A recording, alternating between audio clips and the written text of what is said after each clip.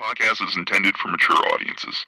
The views and opinions expressed are those of the panelists and do not reflect in any way those of the podcast partners, sponsors, or affiliates. Enjoy. Hi, this is Michael Buffer, and you're listening to the voice of the people. Let's get ready for Boxing Voice. Boxingvoice.com. You need that fear. All I'm trying to do is make a stand for something that I truly believe is right. I truly believe is right. I don't want to be like you. Come on, man. I'm the face of boxing. I'm the cash cow. I hold a record for pay-per-view. My drop, I know my situation. I want to fight. But it's going to be very difficult for both of us. Boxingvoice.com. Welcome back, ladies and gentlemen, to another edition of the Boxing Voice. I'm your host, Nestor Gibbs. Find me on Instagram and Twitter at NestGTO. We are back with another flagship edition. It is Sunday. No crow to be eaten, as it is the low season for us here in boxing, but plenty of headlines to discuss. Wilder believes he can easily break Mayweather's 50-0 record. We'll debate that around here back and forth and see, just can Mr. Bomb Squad get to the 50-0, or is one Anthony Joshua going to derail him before he can even make these words come true?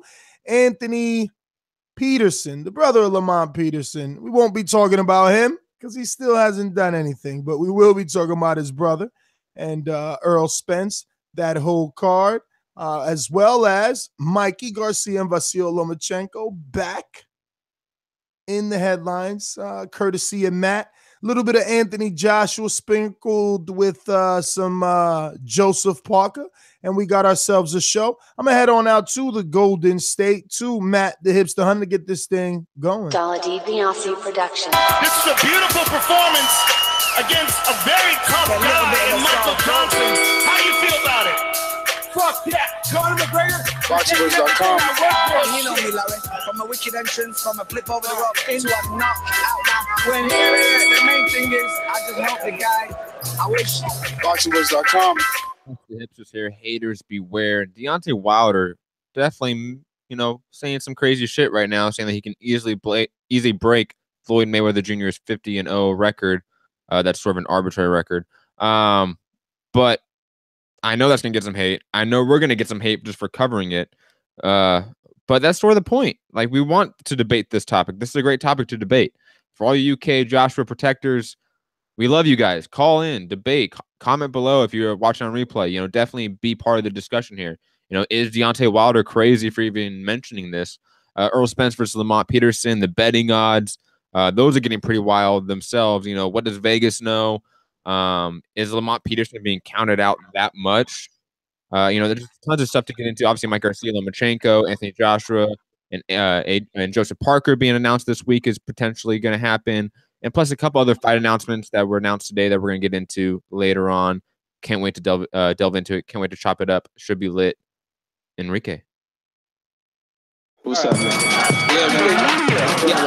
I just want to say I saw fight too. Stay focused, stay working my jab. Nice boxing voice. Listen, if he comes to fight, then I'm going to have to look for him. I saw the fight too. I think you're accurate. Yes, indeed. Welcome back. Welcome back to the flagship show on a Sunday. Nestor Gibbs and Matt Hunter has mentioned it all already. One topic that stick out the most, of course, to me is that 50-0. 39-0 right now, Deontay Wilder is, so he's 11 fights away. Easily can take that 50-0. But the 50-0 for it's really not a 50-0. It's more, there's a lot of dollar signs generated behind that 50-0.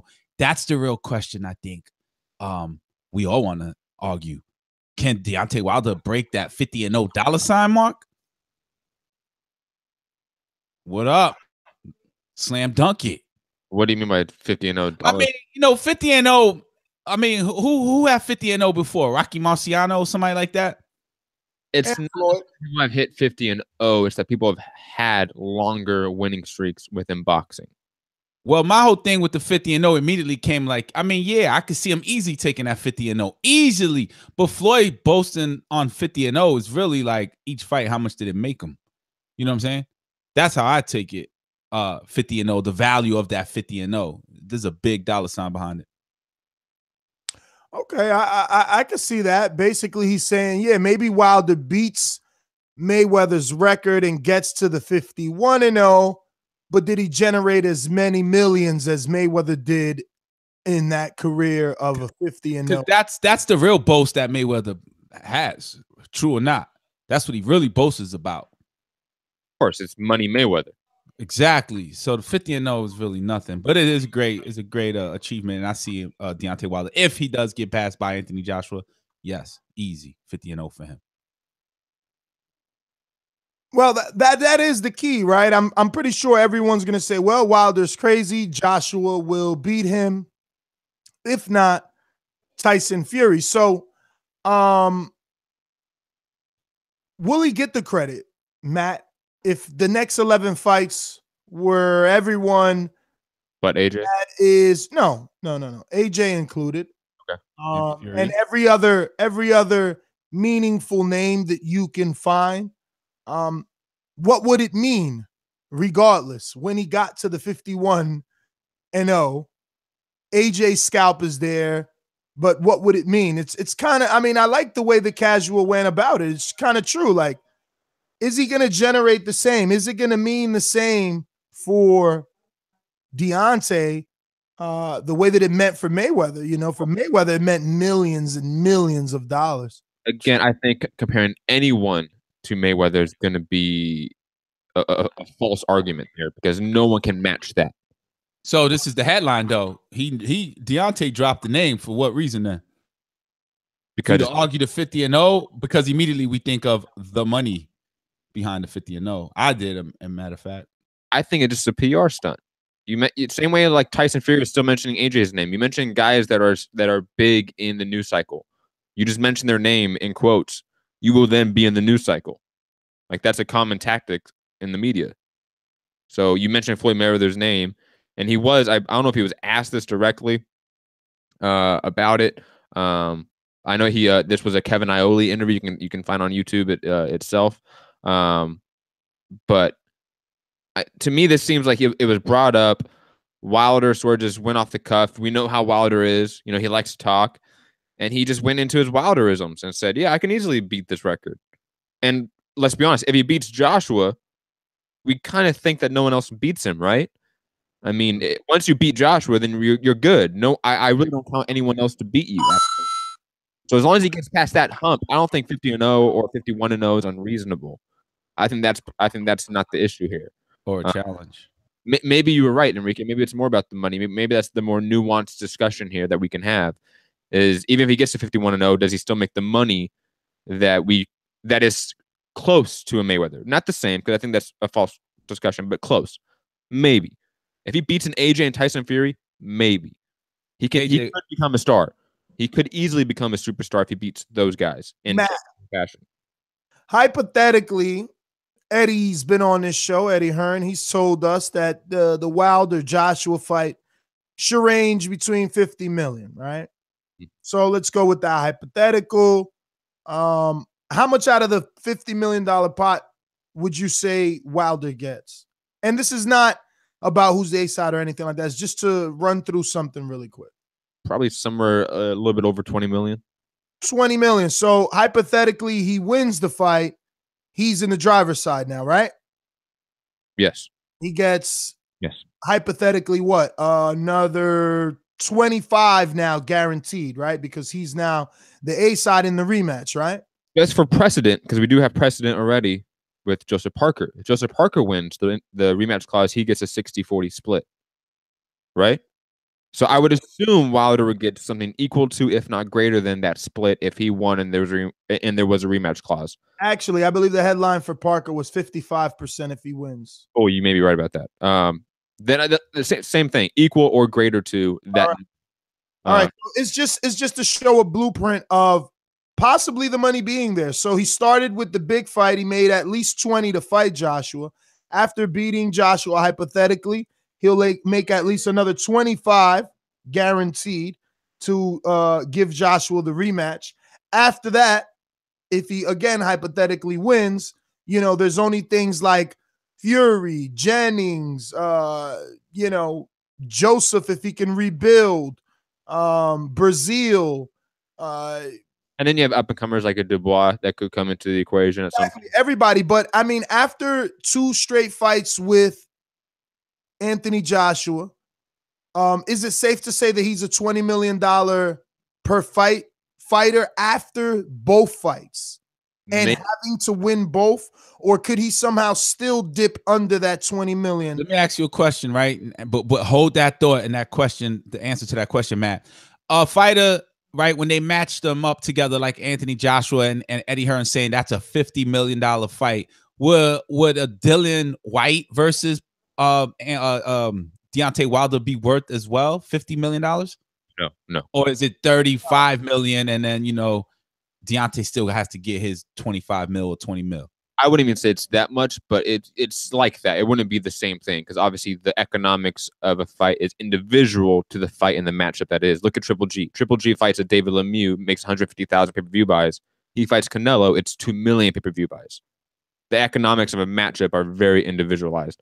It's hard to compare different matchups like the way you did and then say they're equal economic situations. Right. So how does the 20 million, like where does the $20 million come from if like you know, him and Fury is only worth 25 million, if that? Well, the thing is that if he beats AJ, that's the question. Right. No, it's going hypothetical with him beating AJ. White after he beats AJ twice. Is that still a lot of money? Potentially. The answer to Ness' question now, he asked, is he a $25 million fighter or $20 million boxer? I don't think so. There are always spikes in what you get paid. Look at even Mayweather, for example. He doesn't get paid $100 million guaranteed for every fight. But he got paid $100 million guaranteed for Pacquiao and McGregor.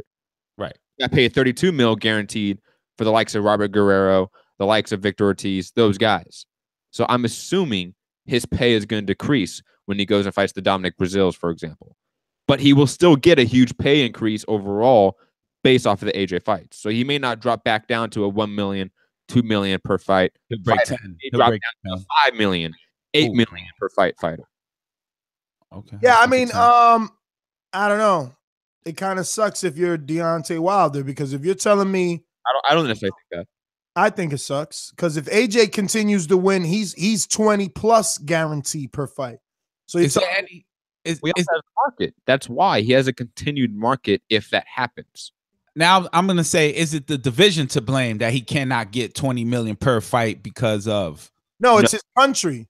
It's the market. The market is to blame in a sense. Maybe not blame is the right word, but the market's the issue. But the welterweight division has a bigger market in some sense because of the fighters. They're much more popular and generate more people. Yes. The heavyweights don't have that. But the heavyweights have that allure where, it's a heavyweight, so they bring the casuals out. The only welterweight that can bring the casuals out is Pacquiao and Mayweather, and that is a thing of yesterday. Once upon a time, right? Because relatively speaking, the Thurmans, the Garcias, the Porters get paid relatively close to what Wilder gets paid. Yeah, but they also have bigger fights. Paid less. What? I did not hear you. Paid less. They get paid less. Wilder gets what they get to fight anyone. Wilder gets that normally. They got to fight top 10, top 5, top 3 opponents to get $1.5-2 million each fight. Because you have to remember that when PBC first went to the NBCs, the CBSs, the Fox of the world, they had to throw like a Thurman, Robert Guerrero, and Adrian Broner all on the same card to do like a 3.1 million average on NBC at the time, I believe. Now, Wilder went in against Duhapis, a complete unknown, on a shitty card from what I remember, and averaged 2.2 million. Wilder has always been a ratings hit in a way. But again, it's always relative to the market. So he may be a ratings hit in a sense in the US in the boxing market compared to what other boxers are in this market. You know what? The UK market, it's not the same. You know what? Saying all of that, what you just said, him by himself fighting a no name, generating whatever amount ratings. I think, to be on, they compared it to what was that show that had a long run and it's probably still running on HBO, Game of Thrones, right? Yes. They paid for like one action scene like $20 million. That wasn't the budget for the entire show. That was, I mean, for the that episode, but it was that scene. It was like explosions and all kinds of effects. Yeah, I think if it's on HBO, they could afford to get Deontay Wilder $20 million. You know, they played the fights during the holidays. Well, again, I rewatched the fight. You know what I'm saying? The AJ versus Klitschko fight. Very quickly, Enrique. Again, I think that's a false comparison because Wilder's best rating on a premium subscription network like HBO was around 1.2 million with Bermain Stavern in their first fight.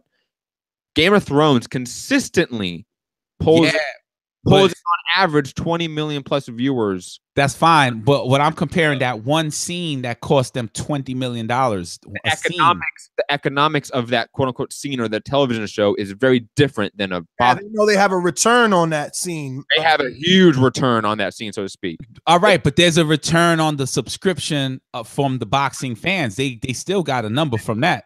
That is less than what they get for television shows. Yeah, that return on a boxing fan subscription can't be 20 million. What's that number though? But that boxing fan is also watching Game of Thrones. Listen, Enrique, it's all good. You're still trying to get out the hole, but you got to understand that their boxing budget is 28 million. So to give Wilder 20, they're fucked. Well, you should have said that. That changes the game now. Yeah. Well, what exactly? Oh yes, that's why Errol Spence and Lamont Peterson are here. So casual. I mean, this is where you shine here. Go first. Try not to be long-winded. Let's just do rapid fire answers here. Errol Spence, Lamont Peterson. First things come to mind. Errol Spence wins. That's my first thought. What sort of chance do you give Peterson? I saw the odds and I was given a possible chance, but then I wasn't even giving him a chance to be sorry. I'm sorry. I'll be real. I was like, wow, he's gonna get knocked out by the 5th round, maybe. So yeah, the chances are very low. This was before seeing the odds? Before seeing the odds, and then when I saw the odds, I was like, damn. And Matt asked, what does Vegas know that we don't know? I'm like, wow, they know a lot. There's a lot of pundits out there, and they are choosing totally against Lamont Peterson early. Matt, what do you think Vegas knows that we don't know?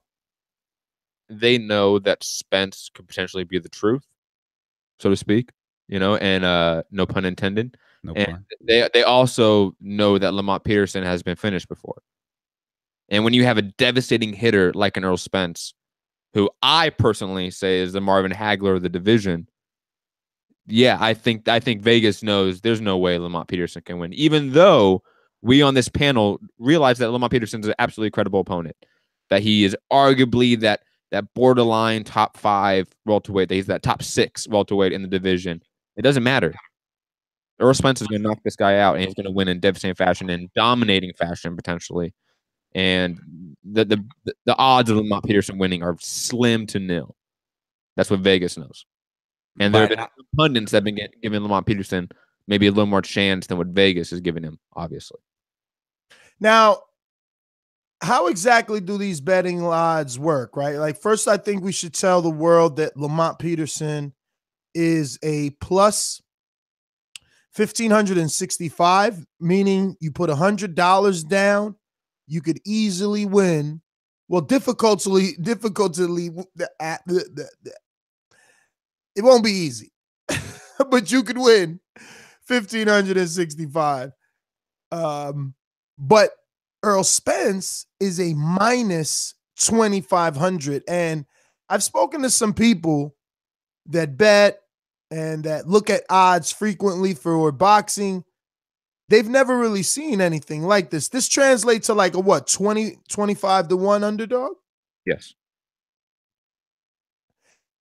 So you don't think that they're being a bit exaggerated, Vegas, here? I don't think so. Well, I mean, this is the same Vegas that made Conor McGregor, very close to an even betting, odds. Like they made what Conor McGregor versus Floyd Mayweather, plus like 300. So Vegas also knows how to make money. Yeah, they know how to make you attract to the numbers. That's what I would say. That Vegas knows how to make sure that you bet on a certain odd or a certain line.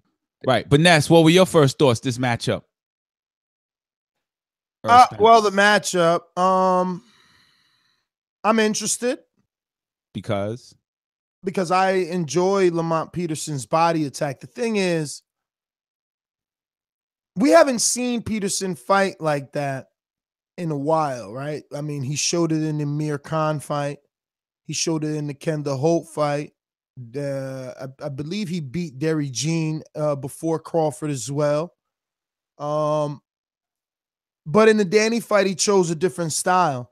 One that is very similar to the style that Kell Brook chose when he faced Errol Spence. And one that I just think, based off what we've seen, Errol Spence versus any other opponent, it just won't work to be on a back foot. You know, I think you got to fight fire with Earl, you know? And if Lamont can do that, if he can resort to, you know, what we know he can do, but it's going to boil down to him taking that punch. I completely disagree with that take on the fight. You cannot go toe-to-toe with Spence. You have to outbox him. You have to be on the back foot. Can't be on the back foot. Brook could not do it and could not succeed and capitalize on the success he had in the beginning is because of his durability. He could not keep up with that pressure and that power of Spence. And neither will Lamont Peterson because he is outgunned. And if your name isn't Keith Thurman, it's going to be difficult to outbox Earl. That's what Vegas knows. That's exactly what Vegas knows. That Lamont Peterson, like you said, cannot box on the back foot because he cannot keep up with the pressure and power of Spence on the back foot even. And he can't go on the inside and fight it out there because he could go on the inside. He could go on the inside. He could go on the inside. Errol Spence was an amateur. Was an amateur with 0 pro fights before he was an Olympian. And I'm sure Lamont Peterson was giving him the business. Talking about years ago, man. Talking about years. At this point, 2018, Spence is a better body puncher. He's a better boxer. He hits harder, longer reach, bigger. Like every single check mark in the pros and cons. Are you saying that it's good that you're absolutely fine with these odds? You don't think that this is exaggerated? I think you do understand, right? You do understand this little component here that these numbers are this way because fight fans are betting on Errol Spence to win. That's why it looks like this. Well, it was close at some point. Yes, of course. That's all betting lines. Similar to the McGregor Mayweather, like there's a bunch of bets placed on McGregor. That's why the odds got closer over time.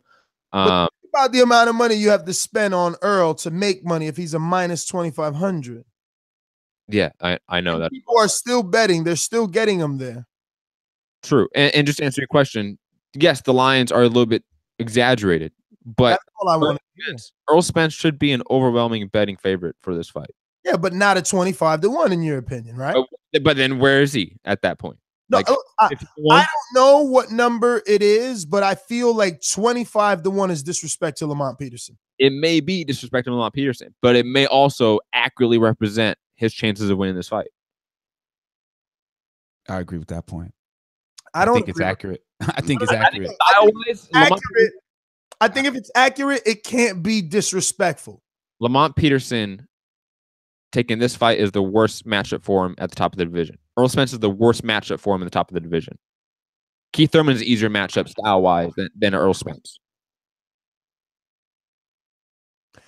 Shout out to Suleiman Lascala says maybe Lamont Peterson can fight the same way he did against David Avanesian in his title-winning fight.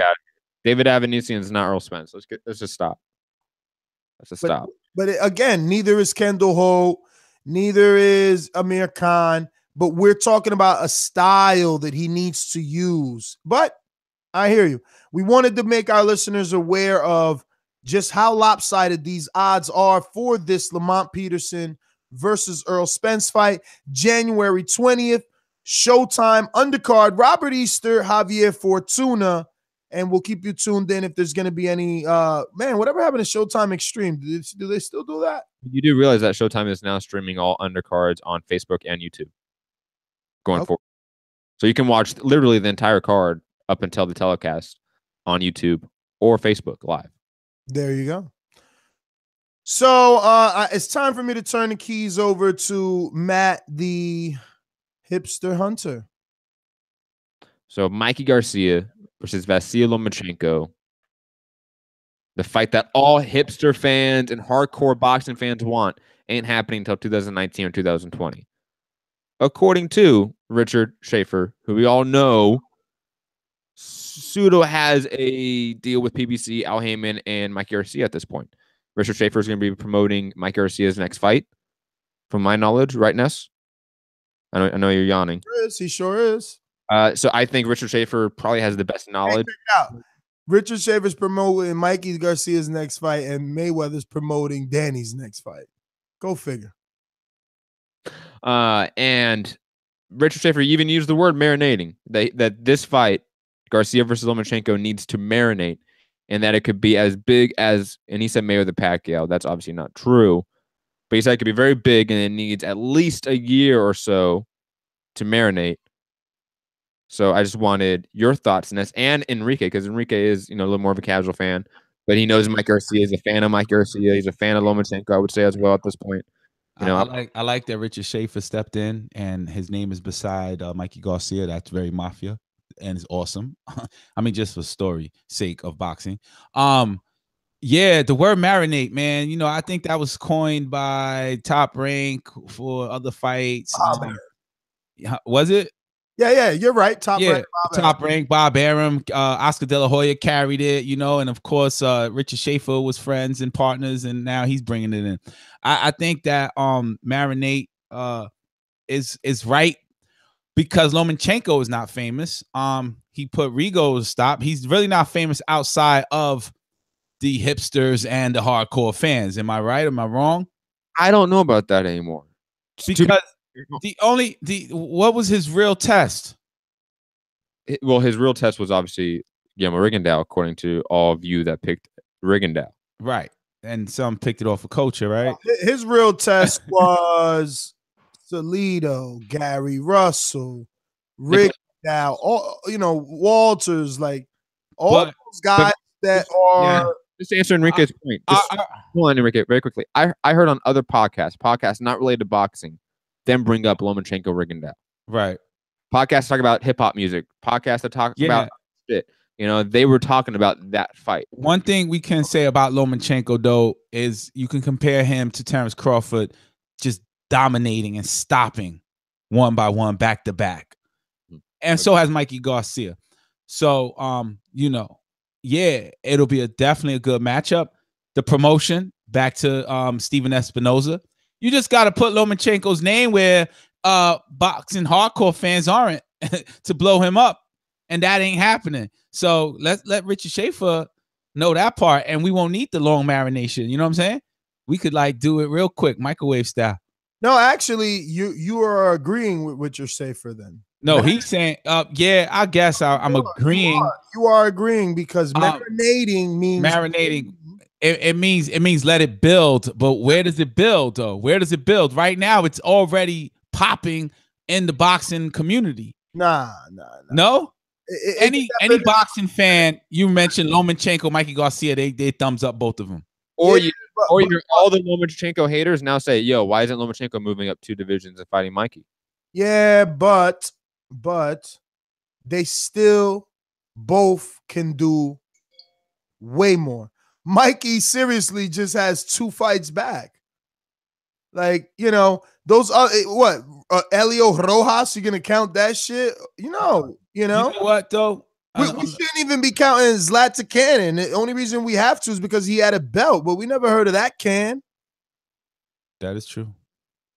Don't call him tomato can. Come on. I'm not talking about tomato can. I'm just hey, any can get it. Zlatan can, African, American.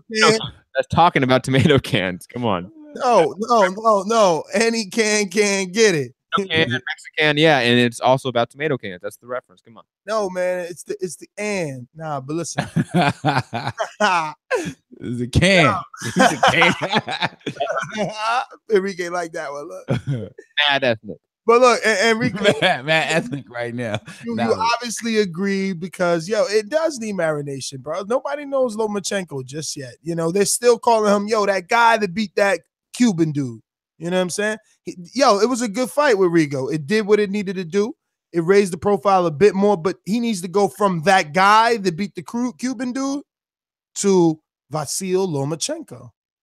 That indeed. To be fighting Mikey Garcia. When we start hearing the likes of a casual fan by, the name of Enrique Church saying, but damn, why we didn't get this fight yet? But you're not. You're saying that now because you're being asked. You don't come on here like, man, Mikey, why Mikey fighting Lipinets? You would know Lipinets' name. If Vasyl Mikey was bigger, you would know who Lipinets was, and you'd be upset. Like, why is he fighting him instead of him? But you're not.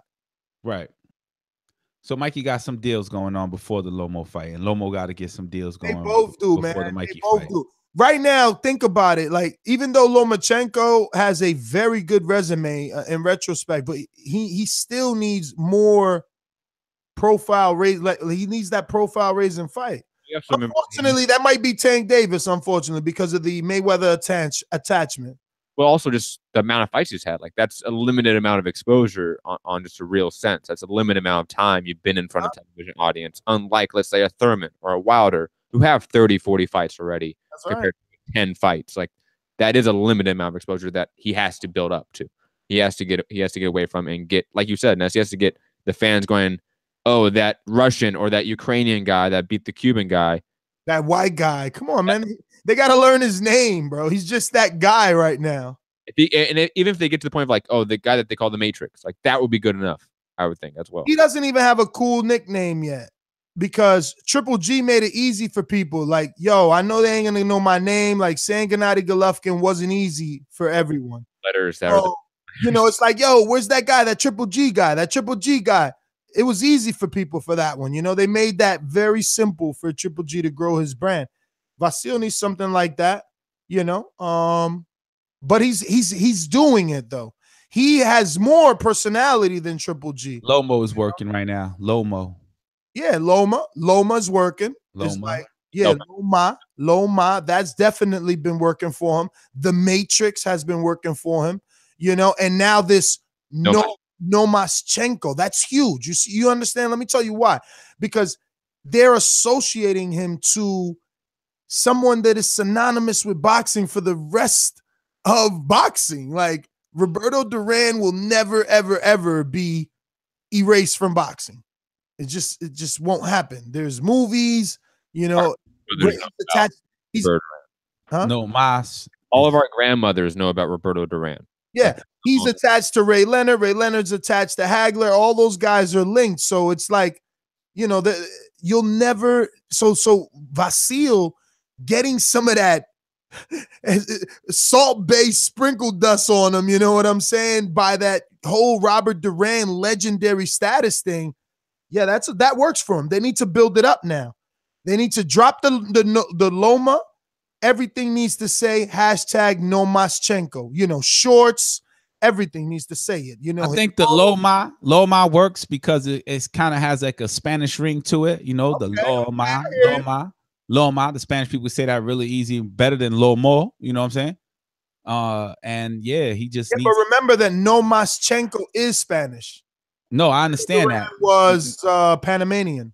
I understand that part, but I'm saying Loma also. The fighter Loma. Oh yeah, Loma. Oh yeah, Loma. I hear you. Loma sounds mad Dominican too. Like I think the Dominicans talking about him easy. Yeah, Mexicans, Puerto Ricans, everybody, and they just need, just need somebody to take over his Twitter, like Rigo had. They need that same. They need that same campaign. Yo, a couple of weeks ago, I looked and Twitter, Rigo's Twitter was dead. Like the IG was went right before the fight. You're right. So that dude, he probably got fired. Let go. Like, thanks for getting us the fight. And he should now have his resume like actively seeking to be Vasyl Lomachenko's social media handler. Exactly, and call out everybody from Gavante to Mikey Garcia. Can you imagine Rigo's Twitter handlers doing Vasyl's social media, doing those comic relief fucking sort of memes on Gavante? Oh, just the same exact like memes, just like you take out the pictures. don't even get extra creative. Just crop them out, put them in. Call it copy paste. Yo, but that same person's all the Cuban boxers Instagram or Twitter like directors now. Like Solomon Barrera has a guy that's doing a lot of work for him now. Eswalani Laura has been very active on Twitter as of recent and posting some memes that have been very similar. It works. Like, I like that. Suleiman, you're making sense today. I know that I'm going to get hate and you're going to get called crazy, but just know that Ness doesn't think you're crazy. Shout out to Suleiman. The scholar says, Gamboa should be matched with Lomachenko next. I don't mind that, Matt. That's the kind of fights you need. The fights that the casuals know. Yes, Gamboa's washed up, but he got a gift decision over Sosa. That's enough to get him going, right? I'll put it this way. Gamboa is the closest thing you can get to a name in that division, potentially. He is coming off a win, so it is the right time to make the fight. It will attract maybe some casuals in particular markets, but I and maybe some hardcores will not care about that fight. Let's be honest. But we will watch it, of course, because it's Lomachenko. Harm Loke Snyder G. What up, Loke? Shout out to you in the chat. He says, is social media really that big of a platform for these fighters? Yes. Absolutely. I think social media is a loaded. Cannon. Social media is big for the world. Like, sorry. For the world. Yo, speaking of loaded cannon, shout out to Cannon Briggs. He is roasting Tyson Fury. Yo, if he wouldn't have popped, I'm telling you, if he wouldn't have popped for PEDs when he was lined up to get that Fresno Kendo fight, I would be pumping his campaign right now because he's got that like, oh, you looking to get a fight me. But the last time the world got behind Cannon Briggs, he ended up, pissing hotter than the motherfucker. So shout out to Loke Splitter G, yo. Where we at here? We're on Matt, you're still taking the lead on these topics here. Your bottom half. AJ versus Joseph Parker announcement this week, according to AJ. Contracts are almost done. Quick announcement, really. Nothing really to discuss unless you guys want. Let me ask you. No, I guess I'm right, but I'm gonna say it anyway and ask you anyway, right? I thought, oh no, Ness, you're Wilder biased. That's why this Anthony Joshua, Joseph Parker news it's nothing, right? Like to me, it's like, yo, we keep saying this, like, oh, it's close to being done. Oh, it's almost done. It's gonna be done. Now they're gonna announce it. They're gonna announce it this week. Like, who the fuck cares already? Do you care about this fight? No. Well, I care about the fight, obviously. I don't really care about the announcement because we know we're getting the fight. Oh, so you care about the fight? Yeah, I think it's a good fight. So Joseph Parker is not a plus 1,565 like Lamont Peterson in this version of this fight? No. Wow. I think Joseph Parker. Wow. Wait a minute.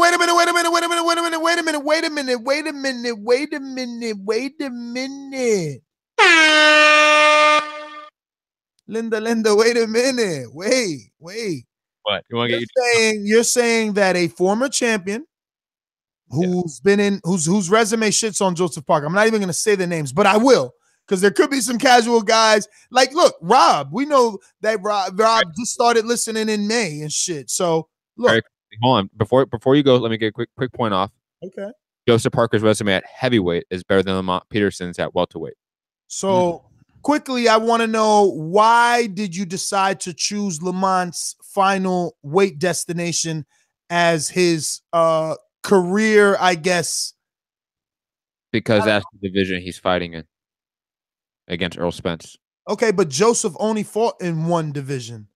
Okay. So we're not striking everything he's done since he started? Of course not, because he's fighting. So it's unfair. So comparing to is the one he's fighting in next. All we're comparing is both's next fight and how difficult it is for each to actually win. Mm-hmm.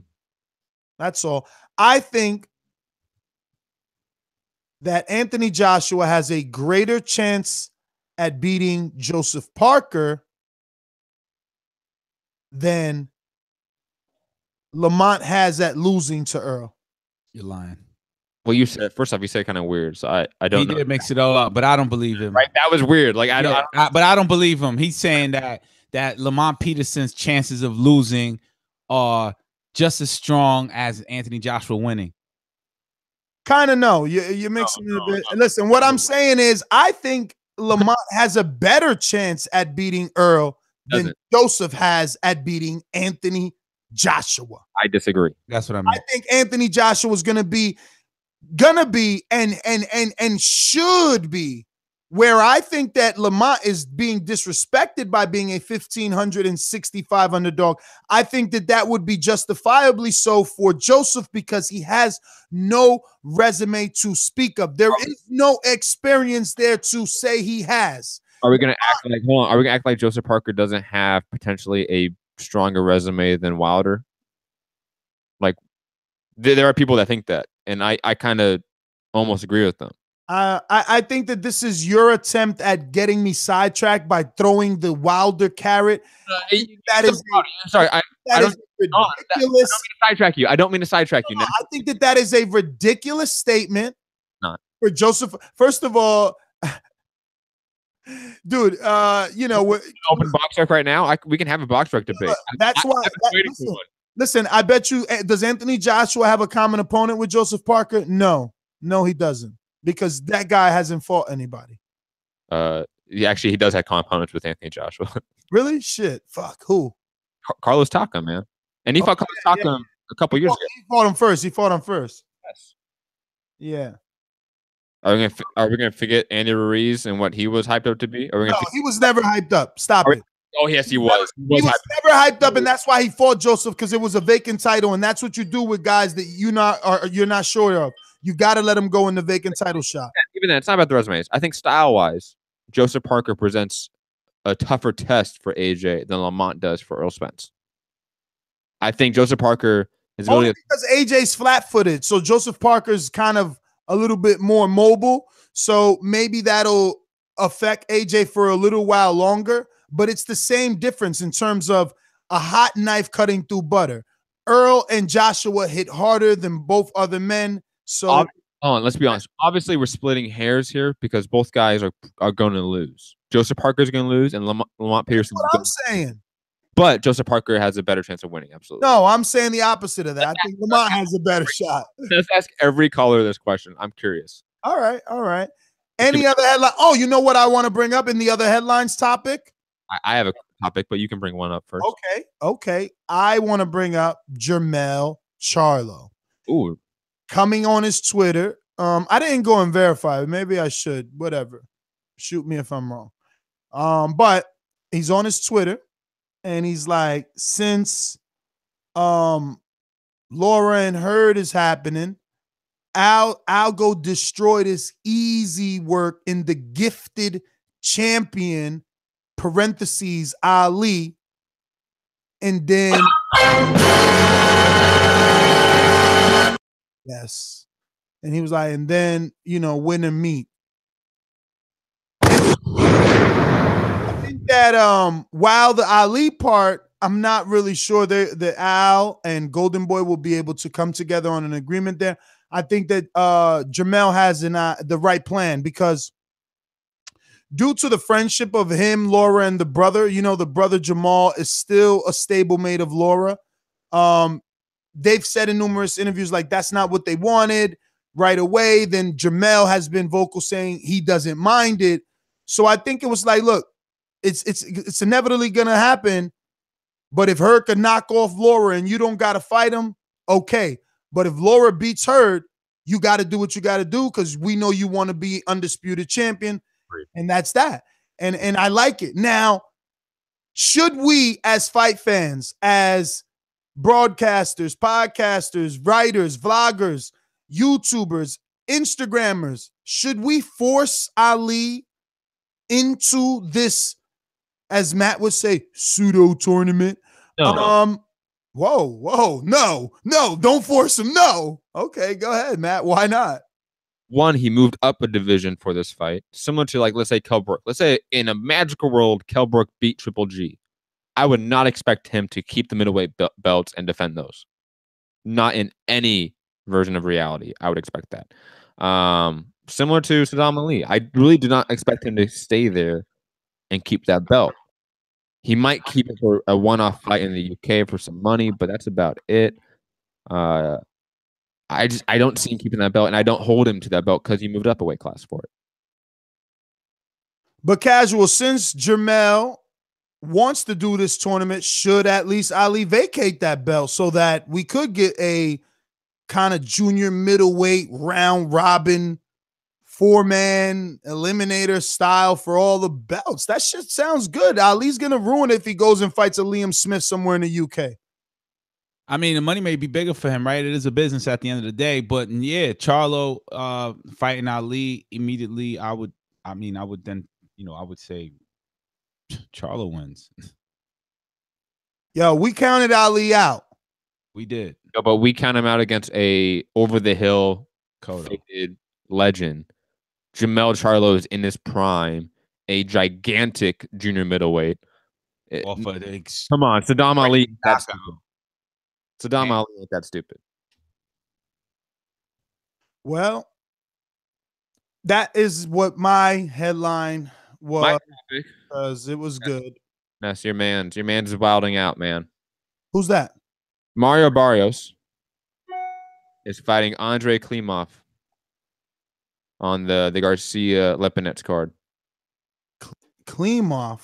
Yes, the Andre Klimov. I don't know who's that. Who's that? The guy that's fought like everyone on the come up. Like he's fought a Terrence Crawford like 3 years ago. I think he fought like Julius Ndongo. Like he fought a bunch of guys. So why you say my man is wilding? He's stepping up. What's wrong with that? Is that really a step up? If you compare it to his resume, yeah. And he doesn't even have them. It says TBA. Boxing Scene announced it like an hour ago. So. Send me a link. Listen, if you look at his resume, Matt, he's just been fighting journeymen. So to get like a former world champion or a former title challenger or a former, something, it's a good step up. Yeah, look, I can't even find a name to say, oh yeah, he beat so and so. Like he needs a little bit he needs some names. It's resume building time. And remember, he's over there with Virgil Hunter, man. They're not rushing nothing, bro. And this kid jumped up like 3 divisions. That's what happened. Like he ran through them. Remember, he started like at featherweight, and then fuck, I'm gonna have to sign in just to show you. Like he's at 140 now, bro.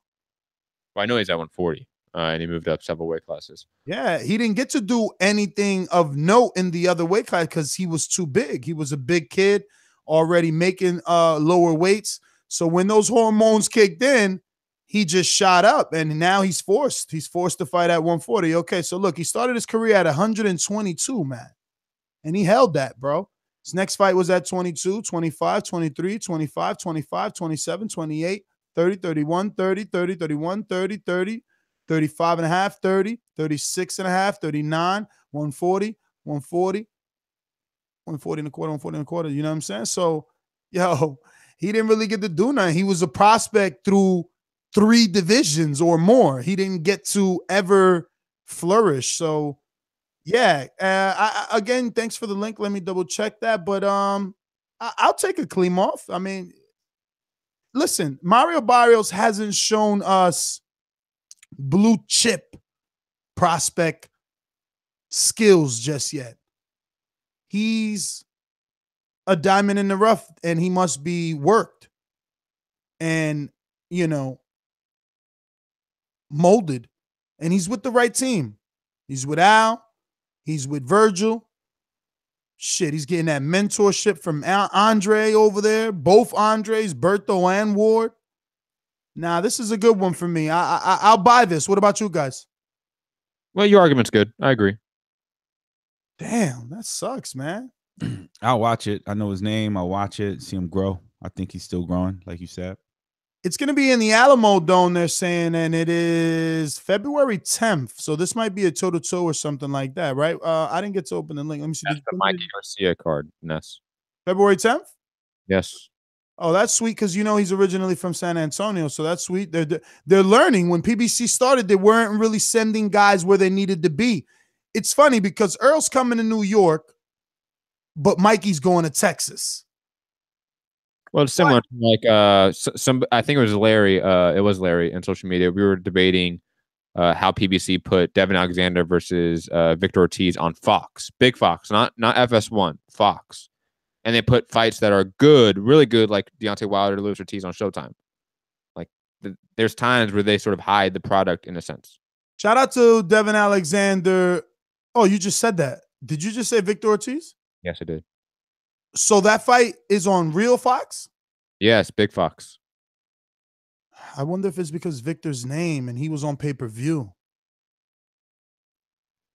I guess. And even then, maybe it was a cheap time buy. And for that product, maybe. I don't know. I don't know. You're talking about the Devin Alexander fight that just was announced, right? Yes, that is on Big Fox. And they made Devin the A side. He's on the left, or is that not the official poster? I don't know if that's the official poster. I know it was announced that way. I've never heard of Big Fox. Well, Big Fox compared to like FS1. So you have like regular Fox, like the channel, which is like what, channel 5 or 11, depending what service you have and where you are. So you mean Fox Sport? No. Fox Sports. Fox Sport 1 is the little Fox. Yeah, that's FS1. But where's Big Fox? I never heard of that. That's channel 5. Big Fox is channel 5 for us. Yeah, for us, it's just 5. Fox. That's regular television. For me, 11. For me, it's 11. So Devin Alexander versus Victor Ortiz on channel 5. On 5. So you don't need a cable box. You just need antennas, bunny rabbits. Oh, shit. Yeah, Fox Network. And you know what? Look, it sucks if you're a Wilder or someone else that you want your brand to get exposed, but I think that it has to do with the connection to Mayweather, bro. They're going to run Victor Ortiz, showing his best moments versus Mayweather.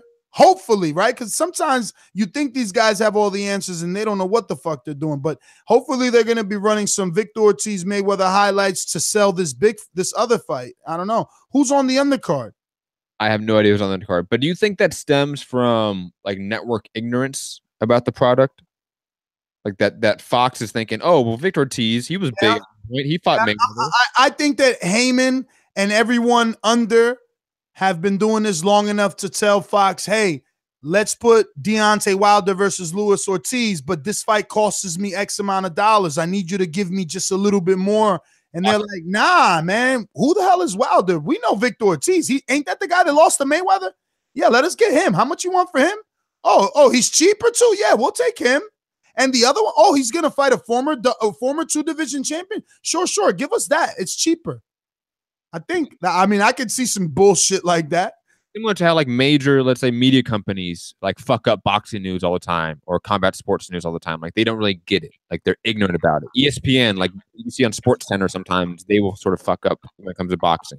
Oh yeah, they mess up names, everything.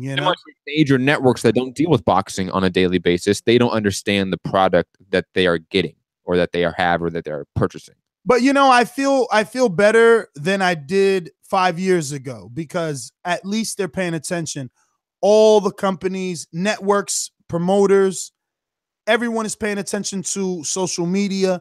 They are speaking to their audience and making decisions based off that. Now, are all the decisions made what we want? No. But I think that I've seen change. I've seen a drastic amount of change in the sport. And obviously for a better, it's only been increasing. Gone are the days. Remember, like a boxing fan or a non-boxing fan couldn't speak 2 sentences without telling you, man, boxing's dead. I haven't heard that phrase in a long time, so we're doing very, very well. Have you any other headlines to add? Maybe you, Casual, anything spilled across my IG? None of that spilled across my IG. Just the just the inside information from Matt Hunter. You know what I'm saying? The odds, the 50-0 and the Mikey Garcia Lomachenko marination. So, Matt, how real is this Big Baby versus Pulev for the IBF Eliminator? I have not heard anything about that. Mm. But to be fair, I've been off of social media and my phone most of the day, so I can look into it. If this is true, or this comes true, Where you get Matchroom is dealing with Big Baby. Matchroom does have a very good relationship with the IBF. Getting super duper extensions for Kelbrook. That showed their alliance. And even with Joshua now, there was no mandatories handed down. Pulev actually lost his position. Am I correct? I don't know if he lost it. I can't be sure about that. Oh, one thing I wanted to bring up before we went to the callers, your man Caleb Plant getting a step up in competition finally. And you see, this is the funny thing, right? Who's the opponent?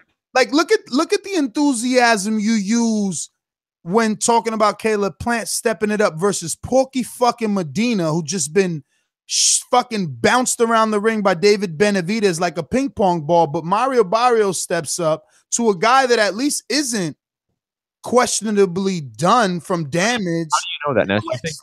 Just let me finish. Questionably, he's not done from damage, but Caleb Plant, who has been demonstrating good boxing skill, good ring IQ, and we would definitely love to see him step it up so we could see, can he do all that fancy? Because, let's be honest. So white boy being very fucking fancy. We're not used to that. He's on some Kawasaki shit. So we need to see, can he do it versus some real opposition? But you get excited over Porky Medina? I don't know. I'm just saying. Well, first off, Ness, how can you compare Porky Medina to Andre Klimov when I brought up Andre Klimov's name and you said, who's that? So are you? Because I still think that you're pronouncing his name wrong.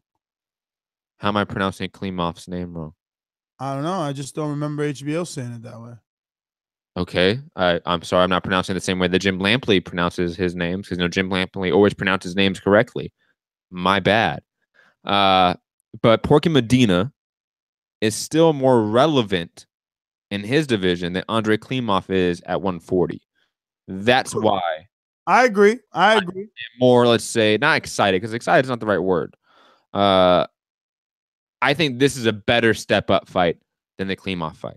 See, but my debate is Porky Medina might be physically done. He's received more punishment than Klimov.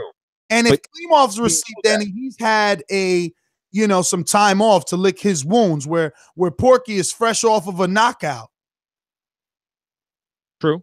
He's fresh off suspension, about to let Plant shine on him. Like, Plant needs to be fighting someone else that he will get credit for. Let's put this in perspective. Andre Klimov has lost 3 out of his 4 last fights. Jose Pedraza, Liam Walsh, Alejandro Luna, and then he won his last fight in September against Ruben Moviceni.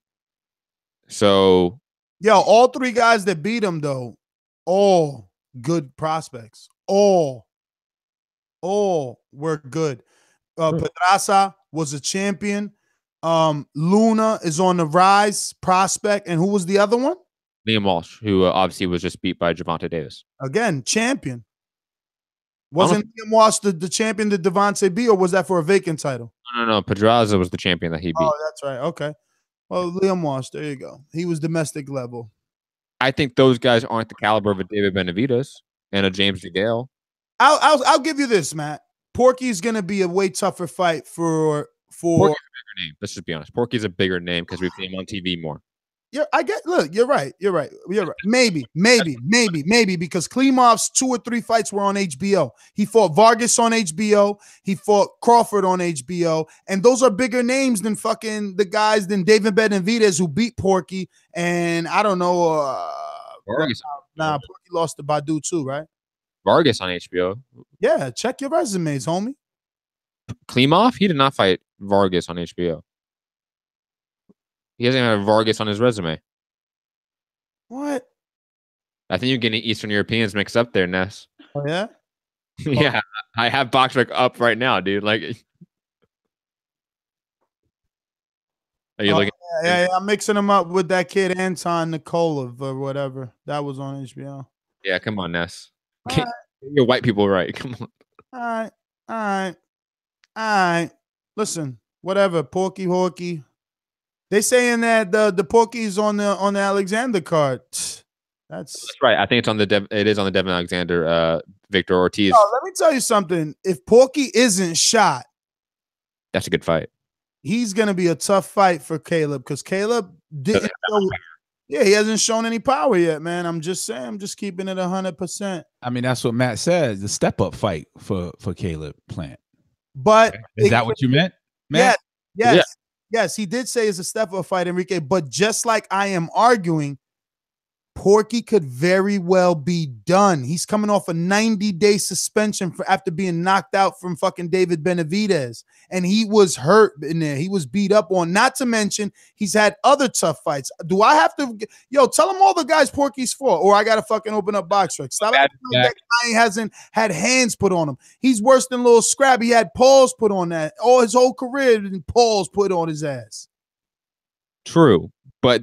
I think that is the exact person you want to step up against when you haven't really fought a former champion or a contender yet, right? Is a potentially faded guy who's been in there with every name in the book. That's the argument that I'm making. Is he stepping up or is this a fucking facade? Is the guy shot from all the beatings? It could be a step up and he could still be shot. James DeGale beat him. David Benavidez sparked him. J. Leon Love. Badu Jack. Damn. Bro, Jose Uzcategui. This guy's taking punishment, bro. Don't give me that shit. Gilberto Ramirez. Those are all great fighters. Those are all top 10 fighters. But they've put paws on them. They've put paws on them. You name the entire top 10 of the division. I'm telling you, the man, yo, it's like a fucking house taking a constant sandstorm, bro. There could be some bruising. There could be some damage done. I agree, but that is Caleb comes and looks good after someone just knocked him out, like on the Big Fox. On the Big Fox, you know what I'm saying? Selling cars from New Orleans after Katrina. Yo, shout out to Caleb though, because this is gonna sound like I'm on some Caleb hate, and he is one of the best dressing boxers in this game. I like yo. I like the way he and his wife represent themselves, and they would be great ambassadors for the sport if they continue to move forward. Her in her PBC broadcasting career, and him in his boxing career. You know, I just wanted something that someone can't make the argument that I just made if he gets the win. Who is that person then, Ness? Before we go to the callers, who is that person? Who would be the right step up for Caleb Plant in your mind?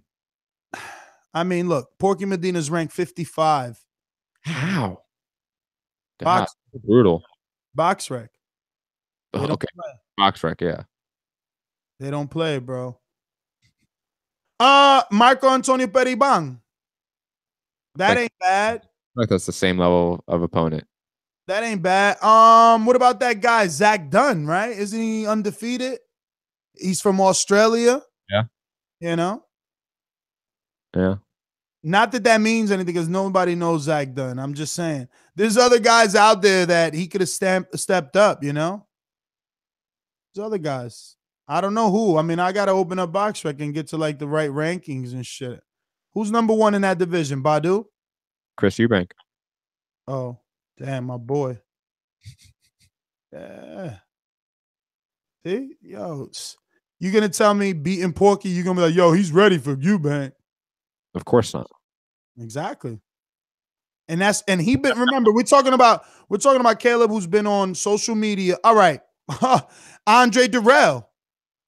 Right there. Fighting Uzcategui. Is he really? Again, that rematch? Yeah, they're rematching. I think that's official. Okay. Jesse Hart. I like that, though. He's just coming off a loss. Yeah, but at least not no knockout.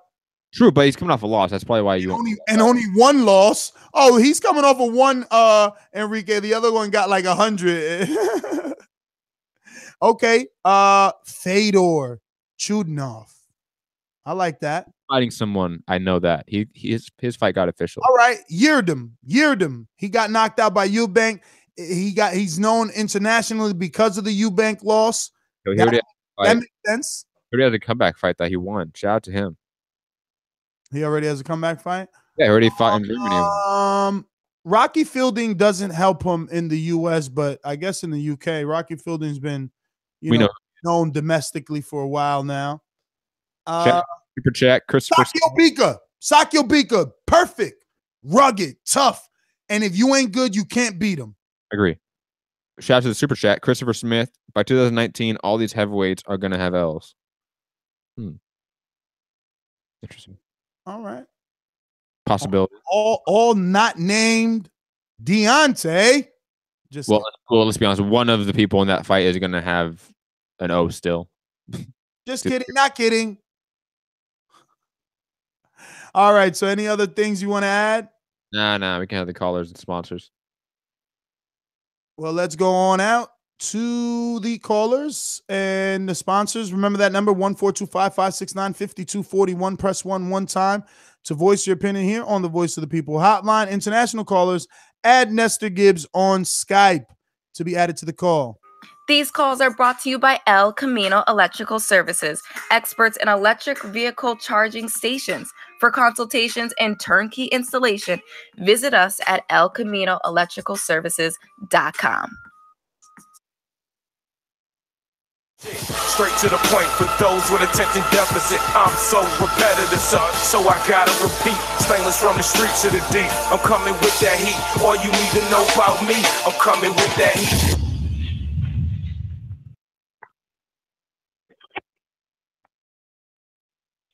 Yo, TBV, what up? What up? What up, Ness? What up, Matt? Cash Wheezy in this bitch. What up? How you doing? Good. How are you? I'm fantabulous, man. You know what I'm saying? Enjoying this these last couple of weeks without any good boxing. And enjoying the debates and discussions and forums that we get to have. As far as the Spence Peterson bet drawing line, we all know the closer it gets to the fight, the closer that they come in with the realistic numbers. I'm not like everybody else. I really don't think that Spence is going to have an easy time with Peterson. I don't think that it's going to end in early rounds. I think it'll be late. We're forgetting something here. Errol Spence only had one fight last year, and he didn't look like the Errol Spence Jr. or the truth that we've all come to know. You know, and even he admitted it. And since then, you're talking about another 9-month layoff, which would now be his new longest layoff without a fight. So I don't think he's going to come in superb. And like I said, the Spence that we saw against Algeria bundle, I think it'll be another warm-up session that's probably going to take him in the late rounds. As far as the Garcia Loma marination, I do think it's a good idea. I would rather see it come at the end of this year than sometime next year. Just like Game of Thrones, which y'all use as an example, I'm ready for that. It's marinated long enough, and we're already starting to build up. You know, instantly after the Rigo fight, that was the first question that media was asking and answering with Garcia. Tank Davis got too much going on outside the ring for him to actually be a real competitor for Lomachenko right now. I do think he does need to advertise it and get himself out there, but if he just keeps doing what he's doing, within this year, I think he can be who we all see him being. I still disagree with his pound for pound ranking being so high. I've had to catch up with the TBV and everybody else because you guys had a lot of shows. I do appreciate that too because it's giving me something to do on my off days and while I'm at work. I get back in on the second round with any other opinions I have. So I'm and like I always do, please make sure that you push the thumbs up and share this in every episode of the Boxing Voice podcast. If you want a super chat, give a super donation. You know what I'm saying? If you ain't on Patreon, what's wrong with you? All right, man. Peace. TBV for life. Stainless. Thank you. And be on the lookout for that shirt coming your way. We're going out to Donald in Richmond, California. What's going on, man? What's going on with y'all? Ness, Matt, Enrique. The thing about Deontay Wilder, what is he, 38, 39-0 right now? I think he can get to 50-0, to 51-0. But the thing is the only question about that is would he fight Joshua and Tyson Fury before he reaches that, or what? And if he does, let's say he does beat Fury and Joshua, who would stand in his way for him to get to 51-0? Because those are only about the two highest contenders, and really we're only talking about Joshua, because Tyson Fury still has to get a tune-up, and we still have to see if he looks good, and he still has to get past whoever his tune-up is and get at least one or two mediocre fights to bring him up to speed for him to actually be a real challenge for Wilder. So if Wilder gets past Fury and Joshua, I don't see why he wouldn't get 51-0. I mean, even without Joshua and Fury, he can still do it. But let's not say that everybody would be happy about his level of competition, because if he has to have another 11 fights without either one being Joshua or Fury, he's just going to get a shitload of bullshit thrown in his lap. But he can definitely get that, because there's really not nobody else. I mean, there's up and coming contenders and prospects and stuff, but I mean, who'd feed their prospect or their contender to Wilder right now? Honestly, I mean, who would, So, I mean, yeah, I see that. And another thing about what Nestor has said about Caleb Plant, you were saying that Sakio Bika would be a good fight for him. I mean, that would be a good fight, and that would definitely demonstrate is he good or not. Because if you look at Sakio Bika's resume, he's only lost to the top contenders, and he's never been stopped. Even Adonis Stevenson couldn't stop Bika, and that was Bika's first fight at 175. And Bika is at 168 right now. I seen something on the web where Bika was calling out Julio Cesar Chavez Jr. I mean, I'm sure that call out, it didn't go nowhere because it didn't really stream that big, but I had seen that. But yeah, that is definitely a rugged fight. I mean, Bika gives everybody a hard fight because of his unorthodox ways and just being a rugged contender, So yeah, that would be definitely a good. But I don't think his promotion would put him in with someone like Bika because of the resume and because of who he's fought against. I think that would be just a little bit a step too far for him. But it would be a good fight, though. All right, but, Donald. Well, thank yeah, you for calling in, my friend. Always good to have you on the show. I know that we're gonna head on out to some more calls. Remember the number 1-425-569-5241. Press 1 just one time. We got guys on Skype. All you got to do is add Nestor Gibbs to be part of the call. And really quick, for anybody that was asking for when we mentioned Ruthie Spateles, people wanted that website. So I'm going to attempt to do this here. It is www.RUTHIESPASTELES.com. And again, the phone number is 347-293-6657. Ruthie Spateles. Get your dozens on. She delivers to New York City, Connecticut, and New Jersey, tri-state area. You are covered. Not only that, I knew this was a big company because they were blanketing the tri-state area. She also wanted us to know that she has a partnership with the St. Jude Children's Hospital, and every pastele purchase, $1 goes to the charity. So there you go.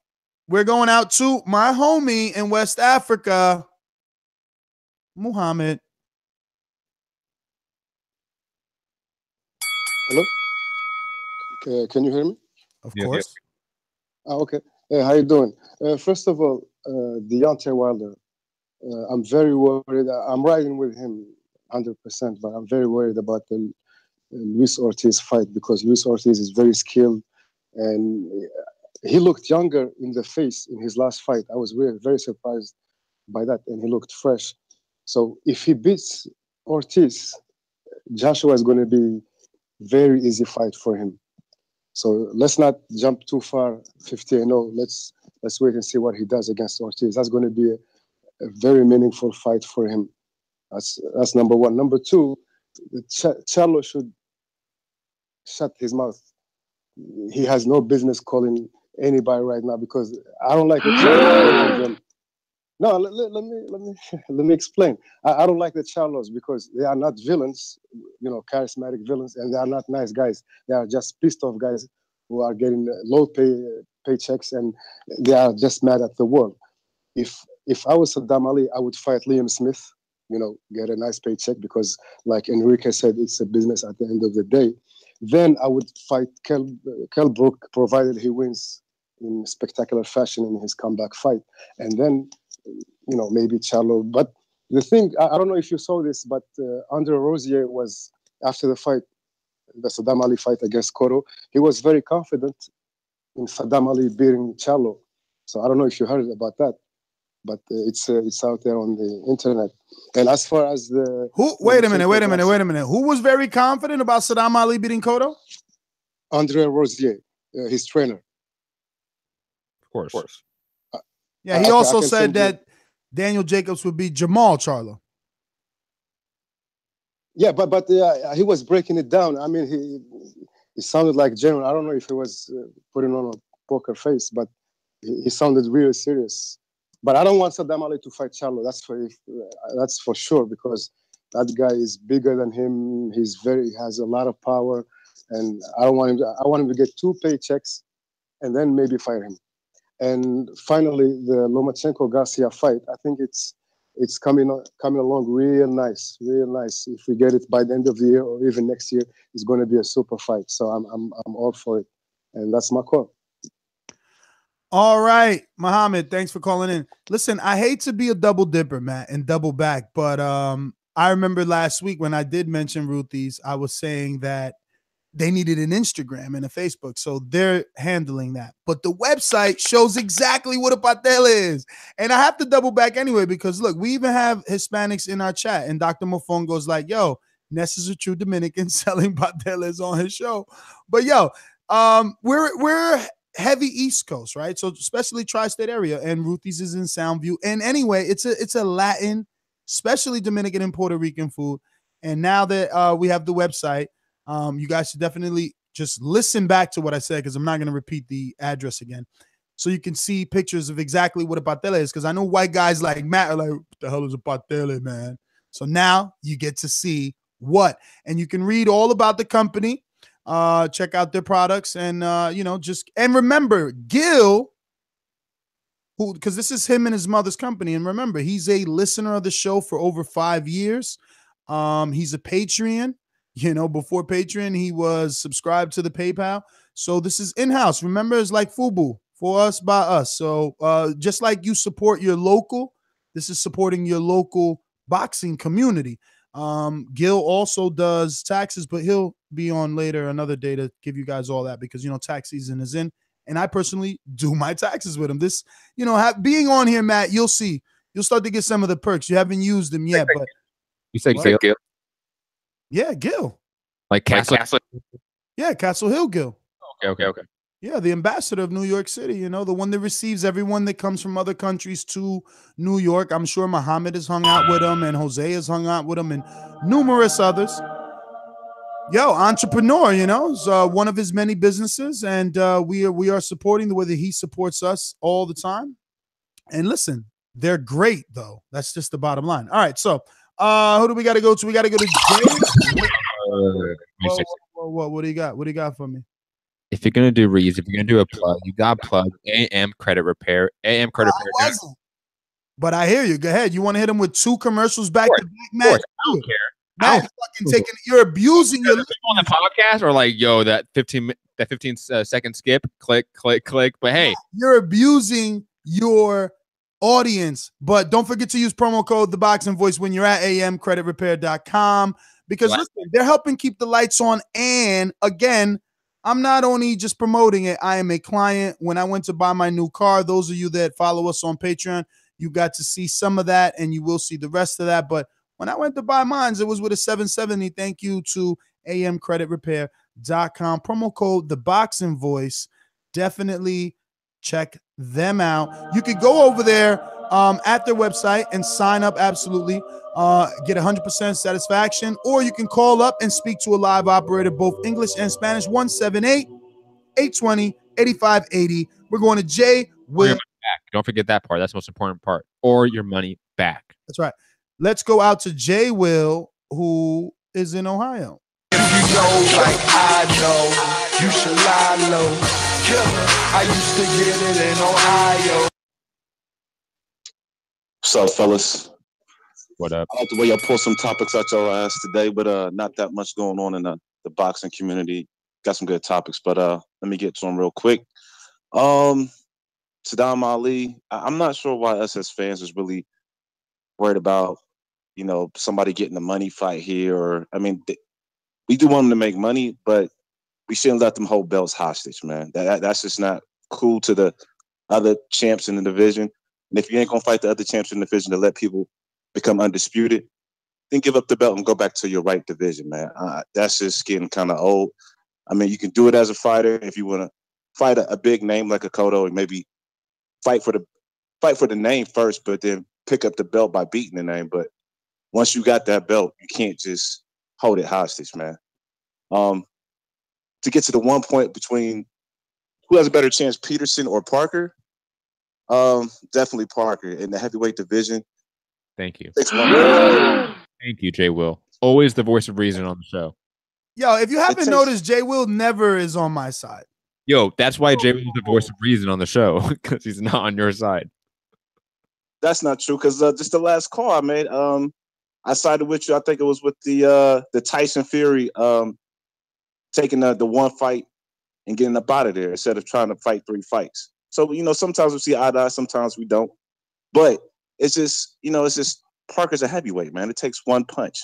That's it in the heavyweight division. As far as Peterson, he hasn't knocked anybody out, and I can't remember the last time he knocked somebody out. And plus, let's be real, Errol Spence stopped the biggest welterweight that there was in Kell Brook. So somebody like Peterson, who's really a much smaller, naturally much smaller guy, unless he really just outpoints this guy, Errol Spence, for the whole 12 rounds and just really puts on a boxing masterpiece, he has to do it perfectly too at that. I mean, he just doesn't have the same shot as Parker, who can just throw a hook or uppercut and land on Joshua. We all seen that Joshua he doesn't have the most stout chin. So if we look at it and be honest, we got to say that, you know, Peterson has less of a chance than Parker. And I think that's going to be it, man. Come on, guys, man. Let's stop letting these dudes hold these belts hostage. Let's let these guys really unify these divisions. And that's it, man. That's my call. Jay, well, thank you for calling in, brother. We're going to stay on Skype. We're going out to Scorsese. What up? Yeah, man, I'm just trying to, like, can somebody convince me to why, like, Mikey Garcia should be in a super fight? Because I keep hearing these words. Like, what's the super fight? What is it? Why is he in it? Somebody convince me, please. Anybody. Who's in a super fight? Yeah, he said Mikey Garcia in a super fight. That's like, why? Why is he in it? Can I be convinced here? Well, it depends on your definition of super fight. But Mikey Garcia versus Lomachenko is a great fight, is it not? I mean, I think it makes or break one of them for pound list potentially. But you keep saying super fight. You keep it's going along the lines of the Saddam Ali shit too. Like the last Carlo stated, man. We just putting these fighters in there, man. I got a bone to pick with the Boxing Voice, by the way, man. With this, I remember you did this Danny Garcia topic, fighting for the damn second mandatory spot of the WBC, and you know he's fighting Brandon Rios, and you gave this man the headlining topic, man. I think that's what's wrong with boxing. You know, Ness, I need you to step it up, Ness. First of all, excuse me, sir. First of all, only Thursdays and Sundays is it multiple topic shows, and during the week, those are single topic shows. So yeah, Danny and Rios was a single topic show. No, that's not the point. My point is this. Can I say something very quickly? Thank you.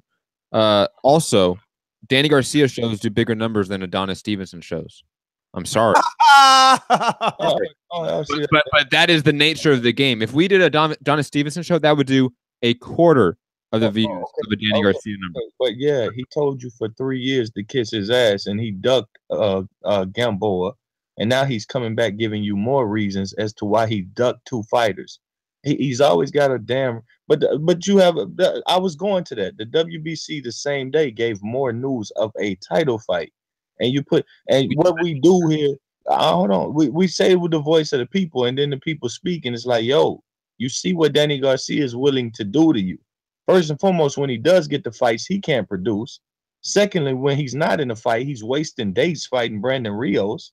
What does that do for boxing? These guys are only hot in that division because Floyd Mayweather pissed on all of their heads with greatness. And they all thought, maybe I'll get a shot. Maybe I'll get mentioned every now and then. And as the boxing public, it's like we keep allowing Showtime to make them the fucking men that they really ain't the men. It's people out there proving more now. Danny Garcia should have stayed hot. He can't do it. Move on. Rona, he can't do it. Nobody's willing to move on. I don't get it. And that's what we allow today with people like Garcia and super fights. But I digress. That's the fans. The fans are the ones that tune into those guys. You do realize that, right? Like, unfortunately, you may be right that we should make more topics about more topics that hardcores like you, Scorsese. But unfortunately, those topics don't do the numbers. That's the unfortunate nature of the media industry that you guys may not like. Is that when we do a show about even the Charlo brothers, they do low numbers. Even the Charlo brothers. Don't care. You gotta, people don't care. I'm sorry that we have to do shows about Danny Garcia and Adrian Broner, but those shows do better views. Yeah, but it's not. Yeah, but you're speaking totally wrong because it's not like we actively seek to do shows on Danny. That sounds dumb. No, he has a fight. It was signed. We talked about it like everybody else's fight. We do the shows that the majority of the people. Adonis Stevens not doing anything. We do the shows that the majority of the people want to listen to and want to pay attention to. Those may not be Roman Gonzalez. Unfortunately, it may not be those. All of those shows are hot button topics. Roman and Adonis, if they were, then the numbers would indicate that is how you should be putting it. But those numbers do not. People don't care. Let's go out to Amin in New Jersey. What's going on? Just like the king is what I mean. The king is what I mean. My man, get a cup and put some change inside your hand. Shake it down. Now hold up. Let's make this official. Everybody that's agreed with it.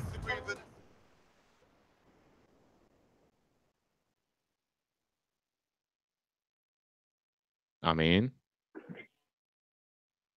ABB, what up? How are you doing?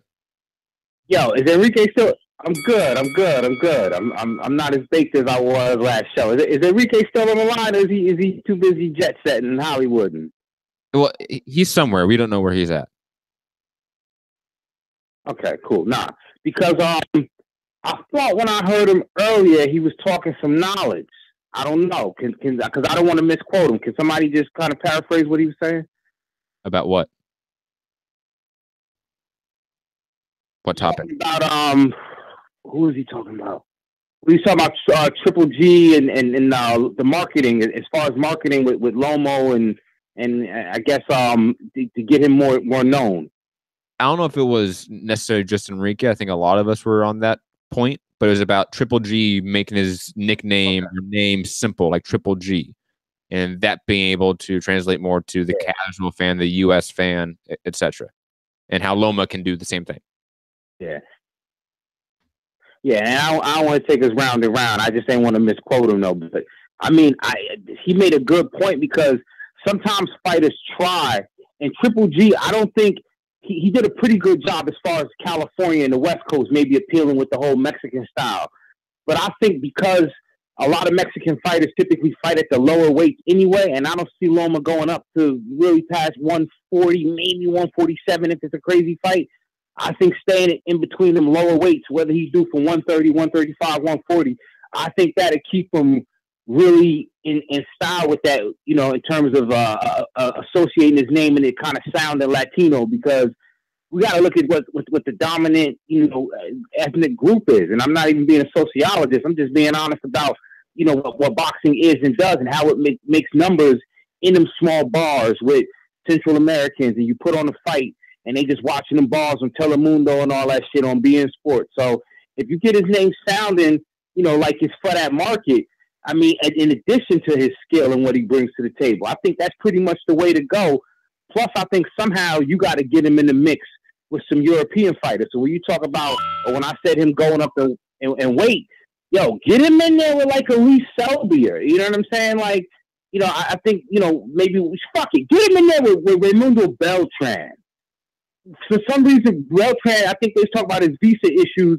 Yo, put him in a fight in Russia or somewhere where the fuck he from with Raimundo Beltran and throw some more UK fighters on there. So, you know, just pretty good show. It's a lot going on. I want to say shout out to Marcus from DC. Marcus, I'm going to be out in DC for a whole week. Hit me up on Instagram, King Amin of Essex. And rest in peace to my aunt, Mildred Ellis. She passed away this weekend. So we here, you know, at the house of the family celebrating, you know, burning in her memory because she was a heavy smoker. Shout out to her. Our condolences. Exactly. Our condolences for your loss, Amin. And glad that you're using TBV in that, you know, family cipher there, getting through the tough times. Marcus in DC, holler at us. Speaking of the devil. Yo, what's good, TBV? Yo, King Amin, man, my blessings to you, man, for your loss, man. I'm here, man. I think I got your number. I'm hit you up. If not, I'm hit you on the gram. Funny, my other people from the North coming down Wednesday, but yo, check this out. Absolutely, man. Errol Spence and Lamont Peterson are disrespectful because we got to take a lot of things into consideration. Lamont Peterson was fighter of the year in the Pan Am Games. We was an amateur. He adopted this kind of seek and destroy kind of style when he got to be a pro. Pretty much you saw it implemented in the first Timothy Bradley fight where he was just stalking without a jab. I'm not a huge fan of it because I know how talented of a boxer Lamont actually is. However, the problems that Kell Brook presented to Spence is the same problems that Lamont Peterson can present to him. He can move, but he also, when he stops, he can stop and bang if he wants to. Spence has only shown me that he really wants to come forward and bang. However, him having youth on his side, if I had to pick, I'm going to say that it's more favorable for Spence. But I would never say it's 25-1 against Lamont. Because let's look, Lamont got stopped in the Matisse fight. He fought Matisse wrong, and anyone who knows Lamont been fighting to be at 140 for years. First fight Lamont had at 147, he looked really good against Avanasi and wins the WBA strap. The regular strap gives it up. If Earl wants to sit there and get dog with it, man could get dog with him. So I don't know how anyone thinks that's a 25-1 fight. You know, I just don't. Caleb Plant, him fighting Porky Medina, whether Porky Medina is a wash up or not, he's a fighter that has experience, and if he has any type of tricks that Caleb Plant has not presented himself yet, then it's okay fight. I do agree with Nestor Sakio Bika. It's a good fight for him, but Sakio Bika stays rough. So if Caleb Plant can stay rough, stay disciplined, deal with that rough and stay disciplined, I think he can do something. Joseph Parker, Fars Wilder, you know what I'm saying? The only way Wilder becomes $20-25 million is somehow he absorbs the UK market and goes over there and beats Joshua in the UK and campaigns over there and makes that kind of like the place where the heavyweight fights are held, and or bring it here and keep some of the UK subscription, because I'm not quite sure that our United States economy with heavyweight boxing, seeing as there's only really 3 or 4 top heavyweights, that we have the infrastructure to pay $20 or $25 million. I'm not quite sure that other than us boxing hardheads that we want to see heavyweights that much, and or other heavyweights will emerge to do that. I think that's the only way he does that. A couple of other things he talked about, man, I'll get in on it later, man, but TBV for life, man. DC, I'm in the building, I'm out. Marcus, as always, thank you. We're going out to Vito. Talk to me.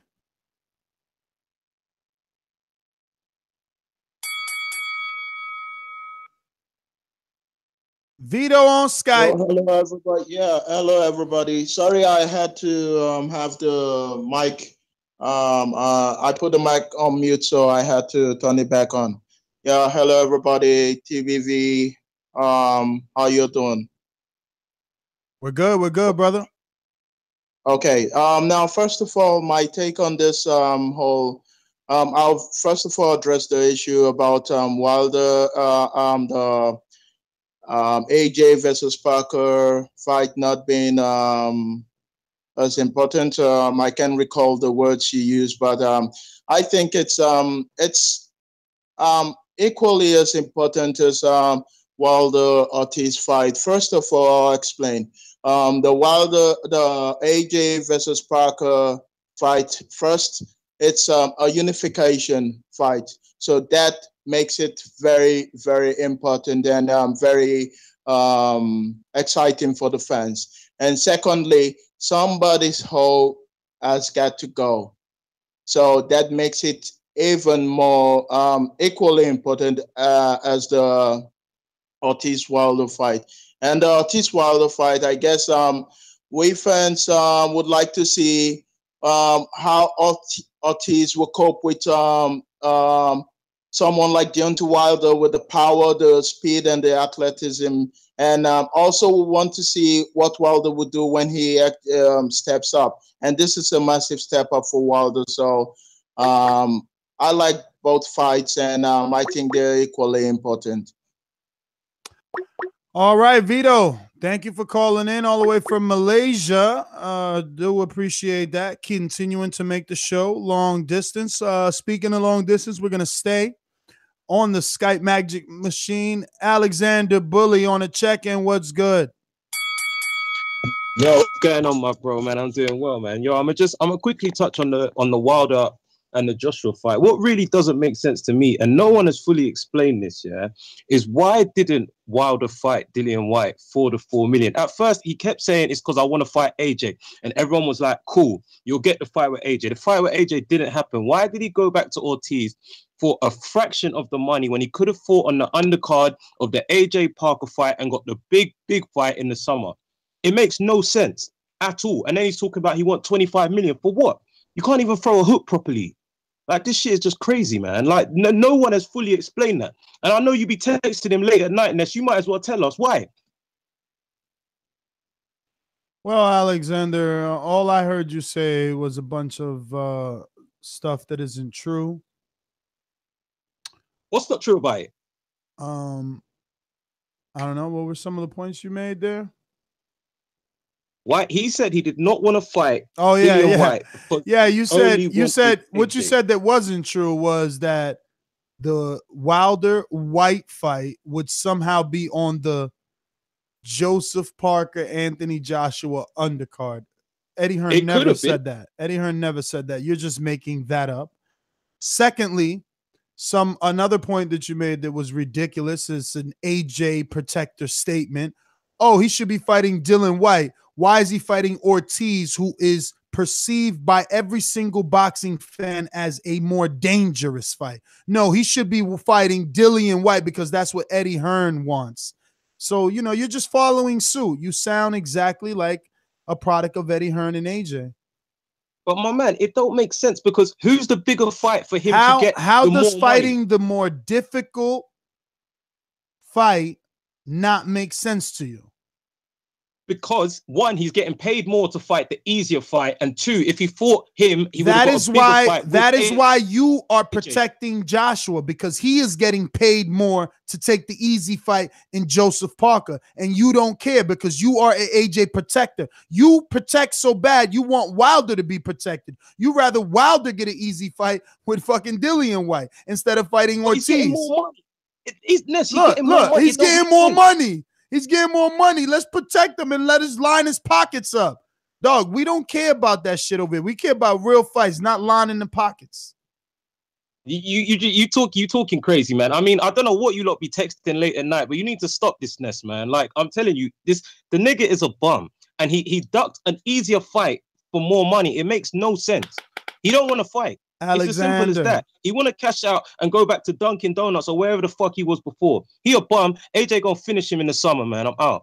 I'm a bum if he took the harder fight. Because wouldn't the bum take the payout?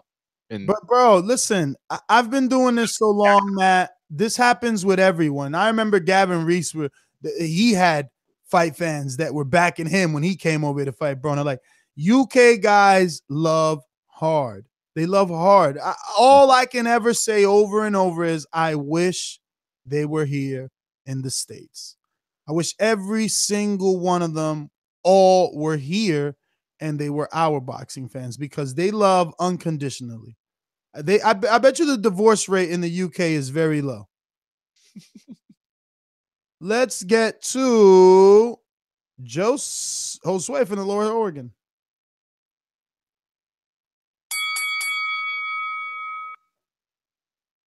Josue. Hey, hello. Yeah. Yo, what up? Yo, what up, Ness? Hey, what up, Matt? Hey, yo, real quick, man. I just wanted to call in and ask, like, hey, did you guys get a chance to see the Dogbo versus Juarez in Ghana? And if you guys did, like, what are your guys' thoughts on it? Well, Matt watched that. I definitely watched that. I thought it was a great fight. I thought it was definitely entertaining. I definitely thought the stoppage was. Yeah, I definitely didn't think the stoppage was early. Yeah, man. One thing I wanted to bring up, man, the atmosphere in Ghana, like that little stadium or that little, boxing arena, man, it was fucking gold, man. It was definitely a fight worth seeing for a hardcore fan. Like it was dope, man. I'm not gonna lie, dude. That shit was everything was cool, and especially a Mexican going over to Africa to try to get that WBO title, man. That's what, man. Juarez deserves all the respect in the world for trying to do that shit. So, but yeah, man, that's pretty much all I got. Thanks for having me on. All right, Josue. Yo, they're killing Alexander Bully in the comments. It hasn't stopped. The amount of crying emojis, like laughter crying emojis, attached to this guy said Wilder's ducking because he took the harder fight. Tyrone in Pittsburgh. What up? Hey, what's going on? How are you guys doing? We're good. Yeah, I have two things I want to talk about. Number one, Deontay. He said he'll be easily able to go to 50-0. He'll probably do that if he fights more 10s. But this next fight with Ortiz, I think it's a dangerous fight. I'll believe it if I see it, if it ever happens. But that's a really good fight.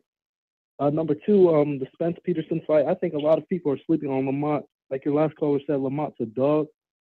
I think he has a better technique, better arsenal, better skills than Spence does. But if he goes inside, it's just going to be overpowered because Spence just has too much firepower. It'd be too much for him. But yeah, if it goes to decision, I think Peterson can win that fight. I think it's a good fight. And last thing, Mikey Garcia is overrated. Okay. Well, all right, Tyrone. Shout out to Suleiman on fire in the chat. He said, I hope Lamont Peterson creates an upset and knocks out Errol Spence. And very quickly, isn't the Wilder Ortiz fight official? Like, it has a date? I don't think so. Is it? Because we haven't done an official show yet. Yeah, but it has a date that's been attached to it, so I just thought it was official. It's always been a date, but there's never been official. True. I mean, see if you can find something. I could be wrong. It could have went right under our nose. We're going out to Baltimore, to the home of our friend Wood. It's Baltimore, gentlemen. The gods will not save you. Yeah, what's going on, y'all? Can y'all hear me? Loud and hello? Loud and clear, brother. Yeah, man. I'm gonna talk about that Saddam Ali and the Charlo.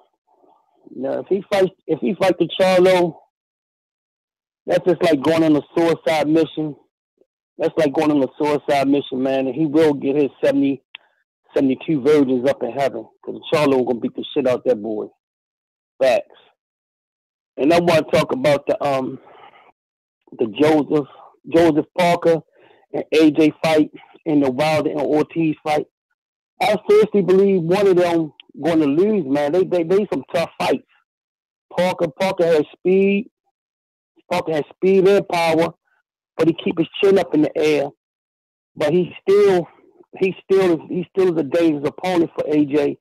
And Ortiz, he got that right jab, and that body work. A heavyweight with body work is a dangerous opponent. And he got power. He got a powerful left hand. So Wilder got to be real careful coming in. So he got to come in on angles and use his speed and athleticism. So those are two dangerous fights. You can't overlook those fights. So people talking about 50 and 0 and other fights, man. You got to commend those guys for taking those two tough fights, man, because their players can get derailed. So you got to commend those guys for taking on such tough competition when you got such a lucrative fight coming up down the line. So my hat goes off to both of those guys, AJ and Wilder, man. You can't those are two good fights people are sleeping on. That's all I really had to say about it, man. Just respect to those two guys. I did videos on those guys, man. Respect to those two guys, man. All right, Wood. Thanks for calling. Oh, sorry. My bad. Do we agree? Hello? Yeah. Yeah, do y'all agree? Yeah, I mean, I agree with part of it. Like you said, someone's gonna lose. One of them might lose, man. So those are two tough fights, man. I'm gonna let y'all get back to y'all code and take me off get me off the block on the chat, and that's how I can get in the chat and get a chance. All right, Matt, did you put him on timeout over there? Please. Well, Wood did make some very sexist statements towards Monster Piece. So, oh, that was some Monster Piece stuff, huh? Yes. Let's go to the 619-484 619-484 first time caller. Nah, this Ali from Dago, man. That's my new number. Ali, what up? What's up with it? How y'all been? Thaboxingvoice? We good. How are you? For sure, we good. Well, I was telling Matt in the chat that to tell you that Medina knocked out Love when you were saying he was putting them hands on him.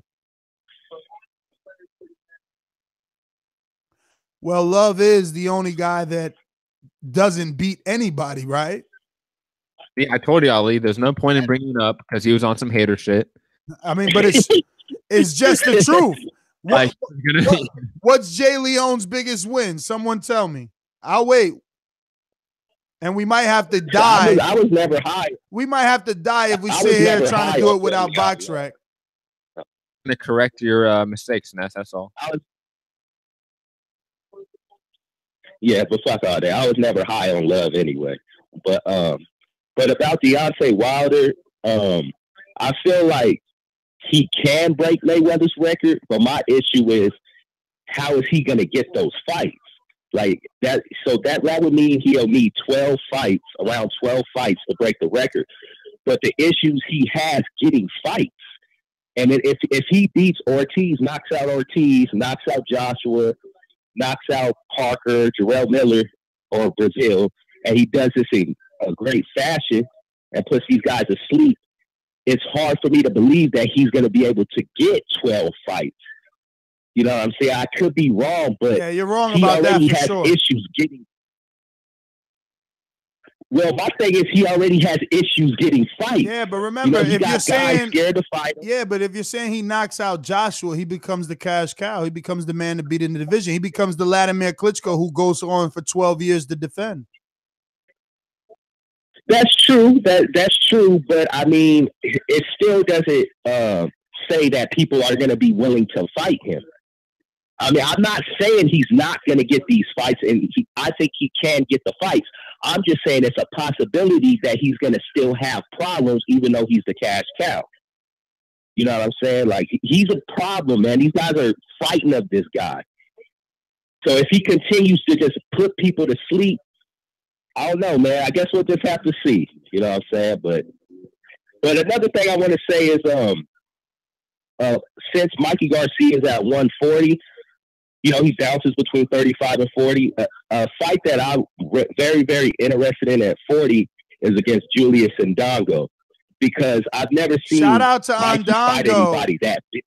Shout out to Ndongo. Just signed a Lou DiBella, something that even Standing 8 Count doesn't know. We do know, because I made mention of it on the Standing 8 Count show on Friday. If you listen to that on patreon.com/Boxing Voice, you would have seen us talk about that. Ali, he's lying. Thanks for calling in. Actually, 100% talk about that. Ernest in Huntsville, Alabama. What's up, man? What's up, y'all? Listen, I just want these. The Wilder fight is not official yet, and the Parker fight is not official yet. And I don't know what's holding things up. These people have been at 95% for about a month. Hey, Ernest, what if the reason those fights aren't official is because secretly Wilder and Anthony are still negotiating for the super fight?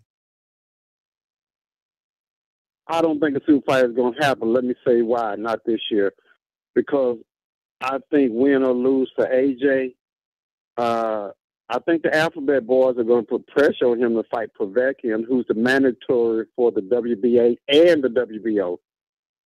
So you're going to see Povetkin. You're going to see one more fight with AJ after Parker, and it won't be Wilder. I think the Wilder fight is going to happen in 2019. Well, you watch the Alphabet Boys. Just watch them.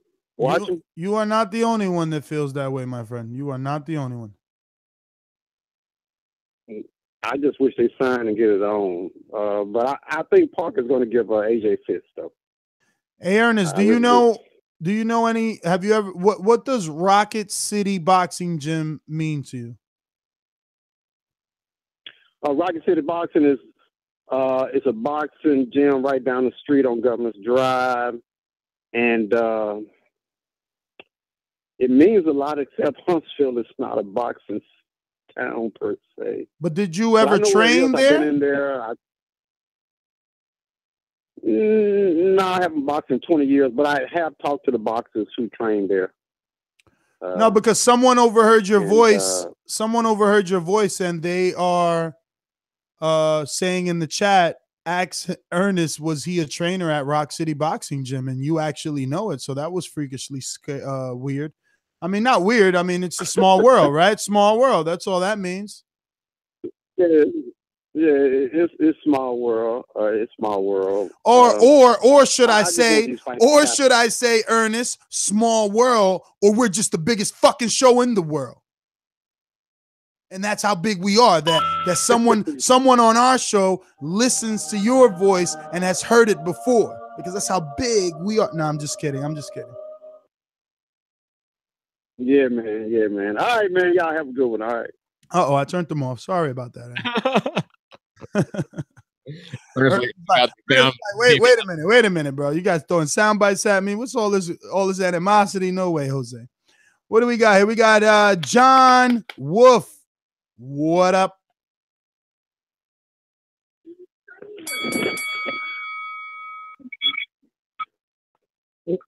John Wolf, going once. John? Yeah, I'm here. All right. Yeah. I wish they heard me fight myself. I wish Wilder would have tried to fight Parker, because I think that would have gave him, winning that belt would have gave him a little more leverage. But to make the fight with AJ, I think he can get to the 50. It's just, I don't want him to get there fighting a bunch of easy fights. I want him to make good fights and get there. But I think he can get there. That's all I got. All right, John. Thanks for calling in. Hey, Matt. Wilder's becoming a star. Look at all the people in his area calling in. Like, they're all back to back, going to Bo and Bama now. What's happening with your TBV family? What up? What up, Bo? Y'all, yeah, Ernest, he said Huntsville. I'm actually from Decatur, Alabama, which is about 15 minutes away from Huntsville. So I don't know much about the Rocket City Boxing Gym. He did say that it's not a boxing town. He was correct. But Deontay Wilder himself has brought back boxing in Alabama, and kudos to him for that. Can Deontay give him kudos for a coin or something? Bomb Squad! That'll work. Bomb Squad. But hey, other than that, what about the border wars coming up, man? I hate to swap the subject. I feel before I even get to that, I do feel like Deontay can break the 50-0. But what about that border wars, Matt? You ready? Ness, you ready? Alex ready to take that L? Alex taking the L. Money on me. Alex is definitely taking the L. Al is definitely taking that L. Yo, half the TBV panel is not making weight. Half can get a stop. Not making weight. That's unfortunate. Mitty ain't getting no stoppage. Yeah, Mitty might get a stoppage, bro. He might make him quit like Riggedy out. Damn. He might pull a Lomachenko out there with all that good footwork. I don't think Mitty has killer instinct. I don't think Mitty has killer instinct, man. He ready for this fight though. Mentally, I feel he want to impress. This is the big stage for him. Mitty might go pro after this knockout. Mitty might go pro. If he knock him out, he should go pro. Hey, Matt, can I put my money on you? No. Can I put my money on you, man? Don't do it. Don't do it. Get those underdog odds, man. Don't do it. I know Matt got the killer instinct. Matt got the footwork. The power is the only thing that's missing. So I don't know if you're gonna be able to keep him off for you, man. I don't know if you're gonna be able to keep him off for you. He's gonna be done in 2. But, I mean, he's gonna be done in 2. Done in 2. You don't even fight an aggressive style to be talking about somebody getting done in 2. Yo, you think you're like some version of Marquez and a bunch of other people who sit back waiting on counter shots. Don't worry about it, fam. He's going down in 2. Yeah. Hey, you can. I feel like Matt might win, man. So I put a little bit on Matt. I got the whole bag on Mitty. I already know what Ness can do. Ness, you fight like you from the streets. You know what I'm saying? You got the killer instinct, and then you've been watching a lot of Floyd. I see the shoulder roll and all that. Got my money on you too. Everybody else, I'm kind of uncertain. I feel like Eric may lose. Ain't Eric the big dude? He's pretty big. He like a class under you, Ness. Nah, he is big, but he's like at 180. And he's short. Fighting at 165, I think. Yeah. Like 5'6", 5'7". Yeah, he need to. Oh, wait. He Yeah, should no. go on and get He's right. There is man. another Eric. There's Eric Garcia and then Eric Cruz. Yeah. Eric Cruz. Eric Cruz. I'm talking about Eric Cruz. I don't know Garcia. Yeah, Eric Cruz is fighting Zach. As far as Jose and Enrique, I'm gonna take Jose again. I'm gonna take Jose again in that one. Yeah, that sounds about right. I got Jose. But yeah, 50-0 Wilder can do it, man. He keep on doing, stay active, get at least 2 fights a year. He can do it, man. But he gonna have to fight longer than like what he been saying in interviews. In interviews, he always talking about retiring here and there. But I feel like if he stay active, at least 4 more years, including this year, I feel he can do that 50-0.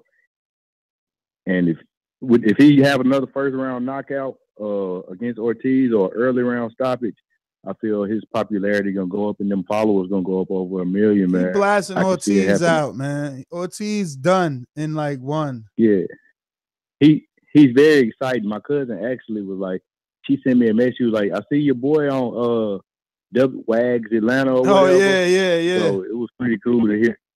It was pretty cool to see somebody random kind of texting me about Deontay just being on TV, man. So he's blowing up slowly but surely. His followers went up like 200,000 after the Stavern knockout.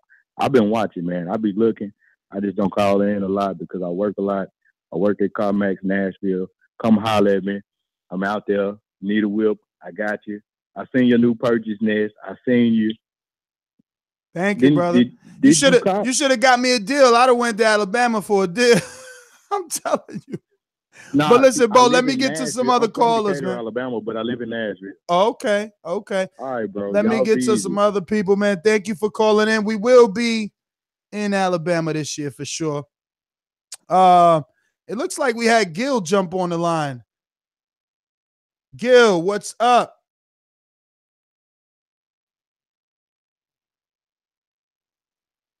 Gil, Gil, you there? oh. All right, he just sent another friend request there. So let's wait for him to call back in. Let's go out to Boston, to the home of the Porgy Master. Yo, first of all, let me say, I don't pay showtime to see you all there not even putting a goddamn motherfucking effort. If I want to see two motherfuckers just fight, I pick up a fight with somebody in the street. Don't need that shit. You don't love that sport, my dude? Just move along. Gone. Fuck you. Next. What a great show. Thumbs up, donate. Yo! Cracky lacking here tonight. Let's talk about Wilder becoming 50-0. Yo, you guys really think that this man accomplished that? He's gonna make more money? You guys serious? Are we serious tonight? Talk to me. If he gets to 50-0 and beats and Tyson Fury on the way there, yeah, he's gonna make more money. And who gonna pay it? Because when you got fans, my friend, He will have. Show up. He will have fans. If he beats Fans, Adrian, they show. Georgie, if he beats Adrian Fury, you don't think he will have fans? Listen, that's fake news, baby. It's a bunch of niggas in the sport that are fake news. I have Puerto Rican. I have never met a DSG fan in my life. What does that have to do with Wilder? And these man numbers and money-wise show like he got a this big following. DSG don't got no big following. Ask anybody in Puerto Rico give a fuck about DSG. And he's on the same boat that Lara is. He's in the same boat that Wilder is. There's a bunch of niggas in the same fucking boat. Why? It's not appealing. Georgie, do you realize that Laura and Wilder and Garcia get vastly different viewership? You do realize that, right? Like comparing those guys' drawing power is ridiculous, right? The same vast. The same You vast. don't know anything about boxing, Georgie? Viewership you talking about? You Man, listen. your stardom. Obviously, Garcia and Wilder pull in bigger views than Laura. But you said they're in the same boat. Let me talk. Antifa-matic, can I talk and finish my point? Because you're the first one cutting people off and not letting them talk and screaming to let you listen to your point. I'm not screaming. You are. Fucking Christ. Bring up some facts when you make your points. It's always me, never you. It's never you. Listen, when you said the other days that it may make it the fight between AJ and Fury will bring more views than AJ and Parker, that's wrong. Because England gonna show up, Great Britain is gonna show up. Regardless who the fuck AJ is fighting, it will be the same numbers. So how the fuck do you fight? I mean, till you can't fight it. I haven't even finished the point. You're already fucking cutting me off. I'm not gonna make the point. Just let it be. Everybody there support, donate, I'm outie. Do you know the population of New Zealand compared to America? Do you know the amount of views that Joseph Parker gets in New Zealand compared to the amount of views that Wilder gets in America? Do you know these numbers, or are you just saying stuff? But Matt, why can't you let him make his point and then show him all the things that he was wrong about or leaving out without cutting him off? Because I think yelling on this air and spewing misinformation is a waste of our time and our viewers' times. Boom. I don't know. I think you were on the ropes. I think Georgie had you, and you tried to pitch him a curveball. Try to pitch him a curveball by getting under his skin and cutting him off so that he could do what he did. Stop his very good call where he had you on the rope. What did he say that had me on the ropes? I mean, how would you know if you kept cutting him off before he could make his point? Because his point was one of the points he was making. Points about me cutting him off, that was completely true. I wasn't disputing that. I was disputing his claims. His claims were incorrect. He can make his points. Just say something with facts. That's all.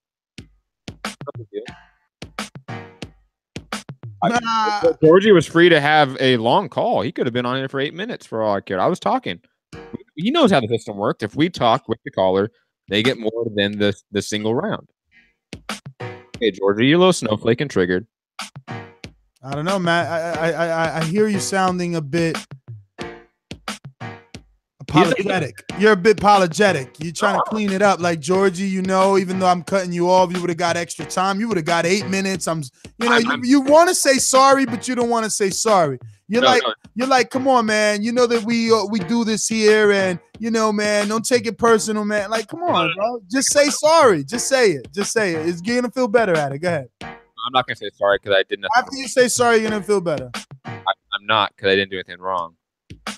Oh wow! Look at Georgie's comment. I won't repeat it. Wow. Oh, that's sad. Oh wow! Shots fired. Okay, Georgie. Georgie, you Georgie, if you want to get your points off, you got your points off in the first call you had. But if you want to call back in, you can call back in. Eric Cruz, where you at? Make sure you call me tomorrow afternoon. I want some ribs. Take me to the rib spot. I'll be in Dallas, Fort Worth. So TBV fams, holla at your man, Ski. I'm looking for calling on cars for anybody that has that marijuana. Holla at your boy Ness. I'm in town mañana. You know what I'm saying? I'll be looking for that marijuana.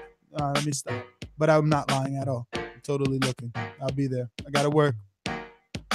So, yeah, man, I'm your host, Nestor Gibbs. Find me on Instagram and Twitter at NestGTO. Final thoughts. If Deontay Wilder can beat Anthony Joshua, according to critics, there should be absolutely no one that can stop him from getting to 50-0 and then surpassing that.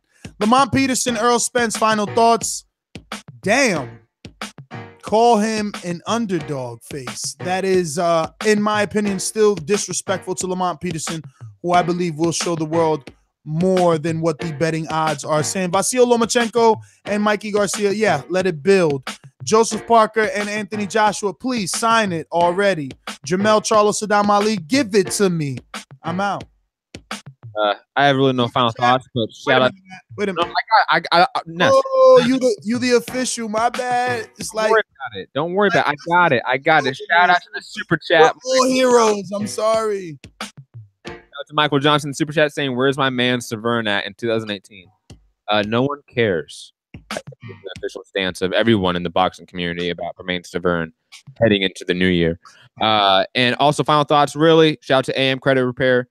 Shout out to Castle Hill Gills, Pilates, whatever the name of it is.